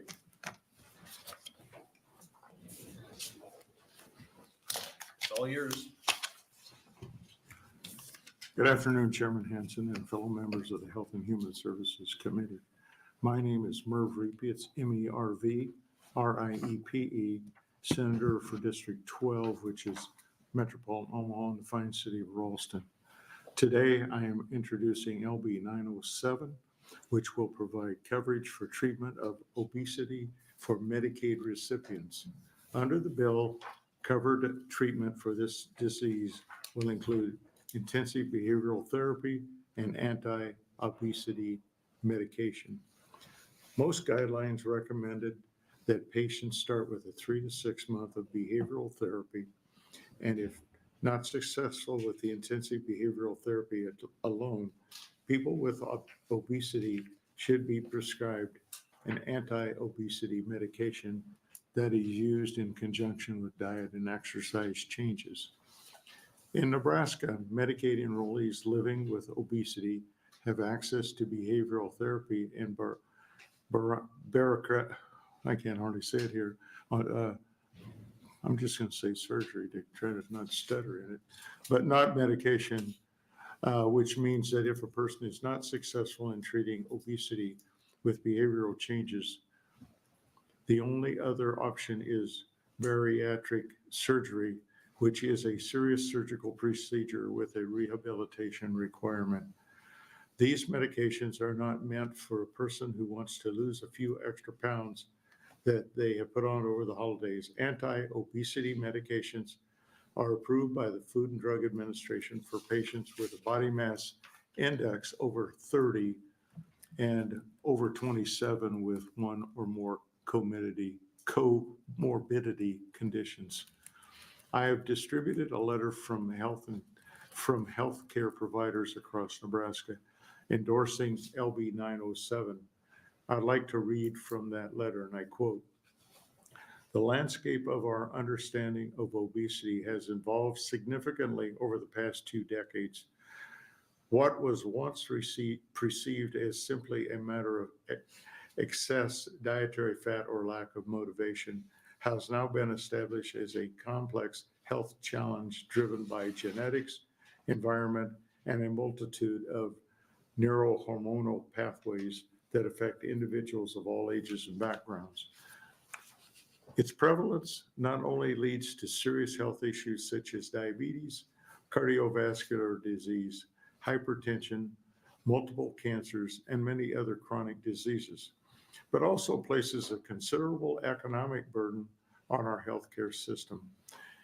Including anti-obesity medications in Medicaid coverage is a proactive and necessary step in addressing this public health crisis. It is important to dispel the misconception that the availability of these medications on a formulary automatically leads to ubiquitous use.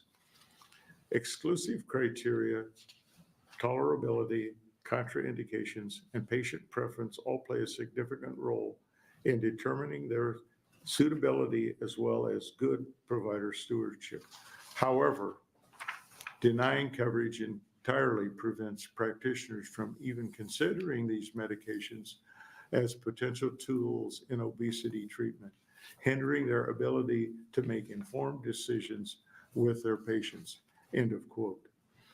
As a committee, we need to consider that obesity is associated with over 200 comorbidity conditions that negatively impact quality of life and increase healthcare cost.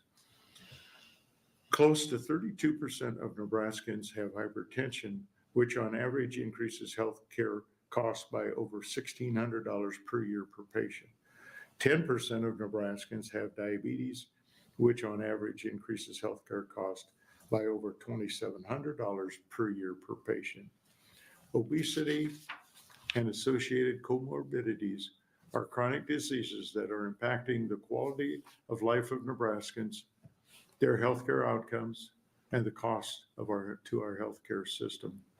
I would like to address the fiscal note on the bill. An analysis of Medicaid data in other states when anti-obesity medications are a covered Medicaid benefit shows a very low utilization rate. The highest utilization number we are aware of in any state with anti-obesity Medicaid coverage is Michigan, which has a utilization of 1.5% of the eligible patient population actually receiving prescriptions for these medications. In Nebraska, there are approximately 90,000 total adults on Medicaid who would be eligible. Applying an ambitious 33% utilization rate and using pricing that is based on federally mandated rebates yields a state cost of $3.6 million annually. And this is just a pure cost that does not account for the myriad of health savings expected from the health benefits that will accrue to that population. With that, I thank you, Mr. Chairman, and I would yield to questions. Me being a campaign for expanded Medicaid is probably a historic spot, but I am here. All right, thank you. Are there any questions from the committee? The committee has a question. Senator Kavanaugh? I missed the last thing you said about expanded Medicaid. Could you repeat that? I say, my opposition to expanded Medicaid is probably historic. And so for me to be in this chair at this time is, I find unique. I would hope that it's something that, and again, I know I argue at times about in the long run we're all dead with Keynesian economic theory, but my interest is to say, can we make this a cost savings by doing more preventive and doing more aggressive healthcare to this particular population? Well, thank you for sharing that. I would say that you bringing this bill just shows the human capacity to evolve and change their views and opinions and constantly learn. I'm going to find a compliment in there That someplace. is 100% a compliment. Thank you. Well, I'm not going I do consider myself a compassionate conservative, so that's where I find myself. Yes, sir. I wouldn't go that far. Well, I'm teasing. For the record, I am teasing. it's fine. Okay, I'm assuming you're staying to close. Yes, I will. All right, okay. So with that, we will take our first testifier in support of LB 907.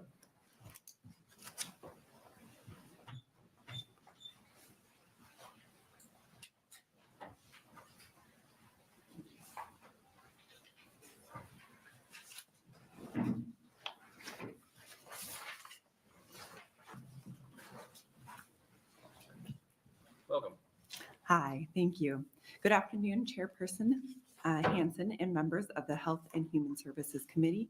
Thank you for holding this hearing, and thank you to Senator Riepe for introducing LB 907.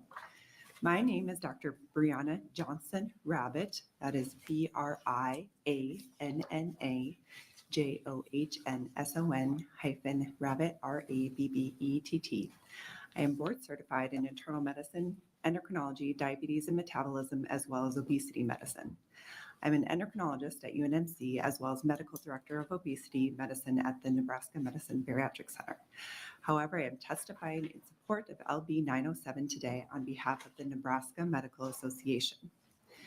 Very clear evidence has shown that having excess weight is not simply due to a failure of willpower. Obesity is a disease per institution such as the National Institutes of Health, US FDA, Veterans Health Administration, and the Department of Defense. The chronic disease of obesity has clear biological underpinnings and clear health consequences. Of note, having a BMI of 35 is associated with double the risk of sudden cardiac death. Having a BMI of 40 is associated with triple the risk of sudden cardiac death. Obesity affects Nebraskans in significant numbers. Per the 2022 CDC Adult Obesity Prevalence Map, 35.3% of adults in Nebraska are affected by obesity. Obesity also results in significant costs. Obesity-related medical care costs in 2019 dollars are estimated at almost $173 billion for the United States. Obesity not only leads to direct healthcare costs, obesity is also associated with significant productivity losses estimated in additional billions of dollars. An article published in 2021 estimated the national cost of estimated productivity losses due to only missing work at $13.6 to $26.8 billion in 2016, and these figures would be expected to continually increase. These numbers also do not include projected losses from reduced productivity while at work, disability payments, or workers' compensation payments. However, obesity is a disease for which there are effective treatment options. Similar to many other chronic diseases, such as diabetes or high blood pressure, if lifestyle interventions alone are insufficient to support adequate weight loss, intensification of therapy to medication therapy is indicated. There are multiple medications that are FDA approved for treatment of obesity. Excluding anti-obesity medications from Medicaid coverage only serves to widen healthcare disparities that already exist. I see countless patients that are struggling with their weight. The difference between those that have anti-obesity medication coverage or the wealth to cover medications out of pocket if needed, and those that lack the ability to obtain medications is stark. Of note, it is not unusual in my practice to assist patients with diabetes in transitioning completely off insulin, and those with high blood pressure come completely off antihypertensives due to drastic improvements in blood sugar and blood pressure with improvement in the disease of obesity.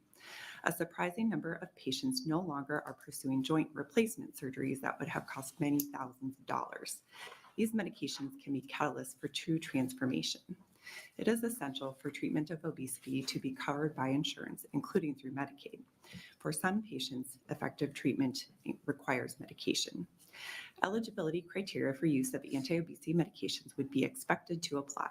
Of note, anti-obesity medications are only indicated for use in those with a BMI of 30 or above, or a BMI of 27 or above with a weight-related comorbidity.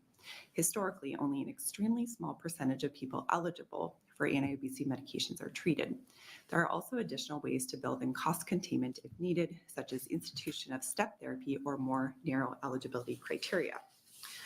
On that note, I'd like to also address the fiscal note. I would point out some factors that may significantly inflate the cost estimates provided. It's noted that 42,000 people with a BMI of 25 to 29 would qualify for 9 months of medication after 3 months of nutrition therapy. However, as I noted, only those with a BMI of 27 or above plus a weight-related comorbidity would qualify for treatment. Estimates also include a range that includes medication utilization rates up to 60%. This utilization rate is approximately 40 times greater than utilization rates published in the literature. In sum, recognizing obesity as a chronic disease that should be treated accordingly will allow patients to access treatments that can drastically improve outcomes and reduce other costs. FDA-approved medications are one valuable tool for managing this disease. Thank you. Thank you. Are there any questions from the committee? Yeah. Okay, I have maybe some. Yeah, I was looking at the fiscal note and I think, yeah, they said if we do not put best practice standards in the bill, you're looking at about, it might likely exceed 500 million per year. So that's, which is pretty significant. Yeah, I would be curious to know how that number was achieved or I think reached. that's, yeah, if we don't like put any some recommendations or some guardrails in this, yeah, it could kind of turn into something like this. So are anti-obesity medications currently being prescribed with people with a BMI less than 30 or 27 with weight-related comorbidity? So I certainly do not, unless there are extenuating circumstances that would make that make sense. That would be extremely, extremely rare. For example, someone who has a very rare disease where their ability to function is significantly impacted by, a slightly lower BMI, but very significant adiposity with a high body fat percentage or things of that nature.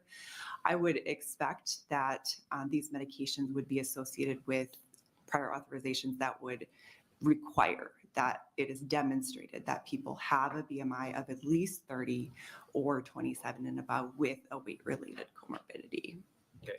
Is one of those medications, starts with an O, I got my Ozempic? Ozempic, yes. Yes. Would one of those be included in that? Because we've been hearing on the news, obviously, there's some issues we're starting to see with that. Yeah, so that is not actually FDA approved for obesity, so that wouldn't be included here. Okay. Semaglutide, the confusion is semaglutide, the medication semaglutide is labeled as Ozempic for diabetes. Semaglutide is labeled as Wegovy for weight loss. They come in different pens, they have different indications. If there's any issues that you've heard in general with Ozempic, I'm happy to speak to that. No, I was just kind of curious if that was one of them, so I didn't think it would be. Are there other conservative treatments that can be used before using medications? As a basis, just like say hypertension or diabetes, the first line is lifestyle interventions. I talk to patients when I treat them that, we do these things. Obesity medications, anti-obesity medications are solely a tool to help support the significant lifestyle changes, the changes in what we eat and to a lesser degree our activity, since so much more of the equation is related to what we eat. They're only meant as a tool. It is all based on changes in intake and activity. Okay, thank you. Yes. Senator Kemp? Yeah, thank you. On that fiscal note, I was kind of looking at it a little bit more while you were talking. And yeah, the 60% utilization feels high. So I appreciate you speaking to Senator Hansen's questions about other interventions. I know that these types of medications are a significant step and do have some side effects that can in certain patients be concerning.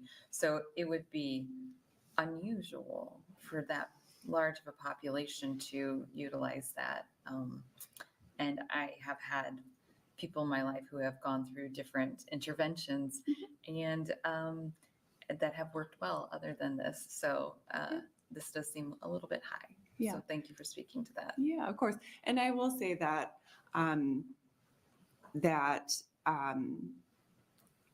a lot of the things that we hear in the media, I would be concerned that are related to compounded medications that are not FDA approved, that are being managed inappropriately, and all kinds of other things. And I think it's important to kind of weigh the risks of intervention with the benefits of intervention. As I noted, a BMI of 43 times the risk of sudden cardiac death, like that is very significant. So just, weighing that. And this covers nutrition counseling in addition to, which would be the first. Right. It's sort of a tiered approach. Like any chronic disease, it's always the basis of the lifestyle, essentially always. And then if needed, if that is insufficient, then adding medications, if appropriate, clinically. Okay, thank you. Yeah. All right, thank you for your testimony. Thank you. We'll take our next testifier in support of LB 907.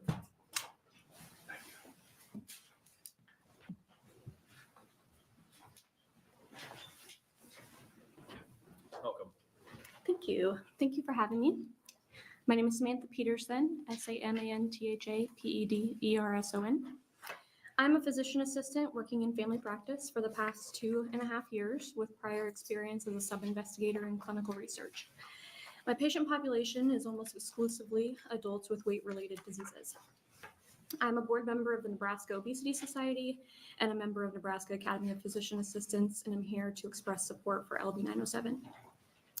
As a medical practitioner, my purpose is to always do what is best for my patients, and I have seen in practice the significant benefits associated with weight loss. However, as a Nebraskan and fellow taxpayer, I understand expanding Medicaid coverage for obesity treatment is not solely about what is best for each patient, which is why I would like to address this from an economical standpoint today. A robust economic analysis conducted by the University of Southern California in 2023 demonstrated the massive savings that could be associated with Medicare and private insurance coverage of weight loss medications.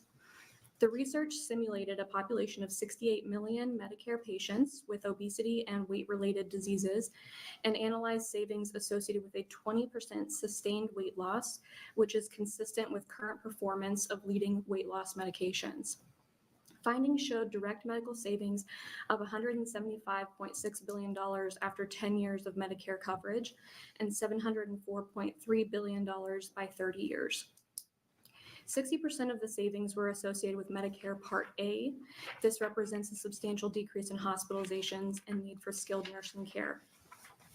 The researchers then factored in private insurance coverage for anti-obesity medications and found the population would enter Medicare in a healthier state, which would increase savings to $1.5 trillion after 30 years. In addition to this, Medicare and private insurance coverage would result in $4.6 trillion of savings related to quality of life, longevity, and disability improvements. Interestingly, the analysis also found that weight loss in younger, less educated minority populations with a BMI specifically between 30 and 40 resulted in the greatest economic benefit, which is what we are primarily discussing with LB 907. According to the CDC, 35 to 40% of Nebraskans are considered obese. Although no economic analysis specific to Nebraska exists to my knowledge, I still believe national data can be representative of what kind of cost savings could be associated with Medicaid expansion in our state. The main downside of the USC analysis is the cost of treatment itself was not factored in. So we must ask the question of whether or not newer, more effective, but more expensive therapies are still cost effective. Analyses of all commonly used anti-obesity medications have shown the potential to be cost effective. Although cost analyses for semaglutide vary, one analysis considered it to be cost effective when taking weight-related conditions into account. This is unsurprising to me given research showing semaglutide achieves a 20% reduction in major cardiovascular events such as death, heart attack, and stroke. To my knowledge, no analysis has been conducted for semaglutide at the much lower prices that can be negotiated between Medicaid and the drug manufacturer, which would improve cost and effectiveness data. Data is lacking for cost effectiveness of tirzepatide, which is likely due to its very recent FDA approval, but I expect it to be performed similarly to semaglutide. Please refer to the supplemental material provided to see comparisons of current front-running weight loss medications. Considering all of this, I encourage you to add an amendment to clarify LB 907 and define obesity as a documented BMI greater or equal to 30. I also encourage you to work with economists to determine an appropriate value to negotiate with drug manufacturers for newer, more expensive therapies such as semaglutide and tirzepatide, which have conflicting cost effectiveness data at current market prices. Luckily, in this circumstance, my duties as a provider align with my views and role in the duty of our government. I believe an investment in obesity treatment would benefit patients, taxpayers, and society in the long run, and it is because of this I encourage you to pass LB 907. Thank you for your testimony. Are there any questions from the committee? Seeing none, thank you very much. Take our next testifier in support of LB 907. Maybe. Anybody else wishing to testify in support?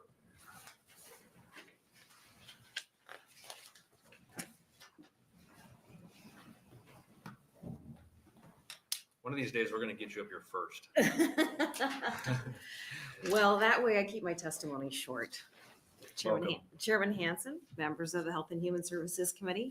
My name is Marcia Muting, MARCIA MUETING. I'm a pharmacist, the CEO of the Nebraska Pharmacists Association, and a registered lobbyist. The Nebraska Pharmacists Association supports LB 907. I'm not going to read my testimony that's in front of you. I'm just going to say that the pharmacists recognize that 907 will impact public health. It'll provide preventative care. And the pharmacists of Nebraska support evidence-based interventions. There's a couple of points I do want to bring forward that are not on my testimony. It's important to know that Nebraska Medicaid cannot knowingly pay for a drug that is being used off-label. So if these drugs are only approved in patients with a BMI greater than 30 or greater than 27 with another condition, they cannot be used outside of that. And how does Medicaid achieve that? They do that by putting a prior authorization on the drug itself, making sure that the patient is a candidate for therapy. The other thing I think is important to know is that these are a whole new class of drugs. Medicaid probably shouldn't have paid for obesity drugs before these drugs came out. They really weren't very effective. I mean, I as a pharmacist, practicing pharmacist, I never knew anybody who successfully lost weight and didn't gain it back on Meridia, Fen, whatever the stimulant of choice is. So I respectfully urge you to consider advancing LB 907. I'm happy to answer any questions. Thank you. The term prior authorization is like a dirty word here. I know. I know. Please be careful when you use that one. Yeah. There's a lot of emotion surrounding that one. I get Any it. I get questions it. But a nicer way to say that is clinical criteria. There you go. There Any you go. questions from the committee? Seeing none, thank you very much. Thanks for the opportunity. Thank you. Anybody else wishing to testify in support of LB 907?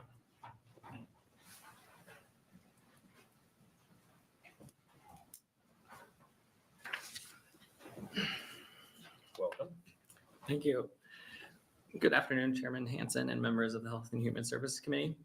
My name is Wyatt Lanick, WYATT-LANIK. I'm a fourth-year medical student at the University of Nebraska College of Medicine and a member of the Nebraska Medical Association. My testimony does not represent UNMC. However, I am testifying on behalf of the Nebraska Medical Association, which supports LB 907. Much of what I was going to say has already been said by a lot of people, so I'll be brief. Unfortunately, obesity rates in Nebraska continue to rise. As such, obesity in Nebraska is an epidemic. It's a multifactorial chronic disease with many intermingling causes ranging from psychosocial, genetic, environmental, socioeconomic, and other health conditions and more. There's many comorbidities, over 200 as previously stated, including cancer, cardiovascular disease, gastrointestinal problems, fertility issues.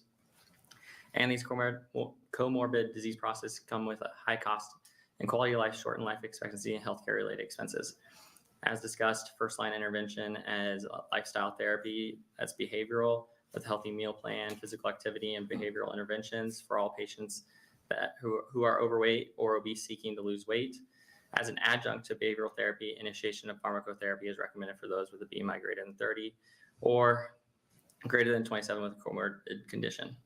Anti-obesity medications promote long-term weight loss, ameliorate comorbidities, amplify adherence to behavioral changes, and improve physical functioning, allowing for greater physical activity. Weight loss in those with obesity significantly increases quality of life and can prevent or reduce many of those comorbid medical conditions and their downstream consequences, which would have significant healthcare cost savings. As such, the language in LB 907 will provide Nebraskans on Medicaid the ability to receive guideline recommended management for obesity. The NMA appreciates Senator Riepe for introducing LB 907, and we encourage your support for the bill. Thank you for your time. I'm happy to answer any questions. Thank you for your testimony. Are there any questions from the committee? Seeing none, thank you very much. Thank you. Is there anybody else wishing to testify in support of LB 907? All right, seeing none, is there anybody who wishes to testify in opposition to LB 907? Seeing none, is there anybody who wishes to testify in a neutral capacity? Seeing none, Senator Riepe will welcome you back up to close. And before he does, we did have 15 letters in support of LB 907, 1 in opposition and 2 in the neutral capacity. Thank you, Chairman. I appreciate the opportunity. My interest is giving physicians an additional tool in caring for patients who are dealing with chronic obesity. You know, it's just one more tool in their toolbox, if you will. Regarding the Medicaid pre-approval, I would think that we would be able to work that out through the 3 managed care organizations. Also, I want to thank everyone that showed up to testify. I know some of them have to travel, and they took time out of their day, and I very, very much appreciate that. I also wanted to add a little bit. A driving force for me was that it was 6 years ago when I met a senator from Vermont who gave me a little slogan shield, and the slogan said, "Do hard things."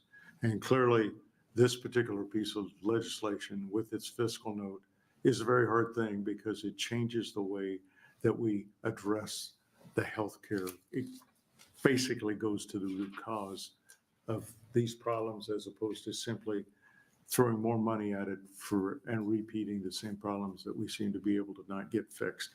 So with that, I would invite questions or comments if you have them. All right, thank you. Are there any questions? Okay, there are none. Thank you very much. Thank you very much. Have a great weekend. Thank you. That'll conclude our hearing on LB 907, and that will conclude our hearings for today.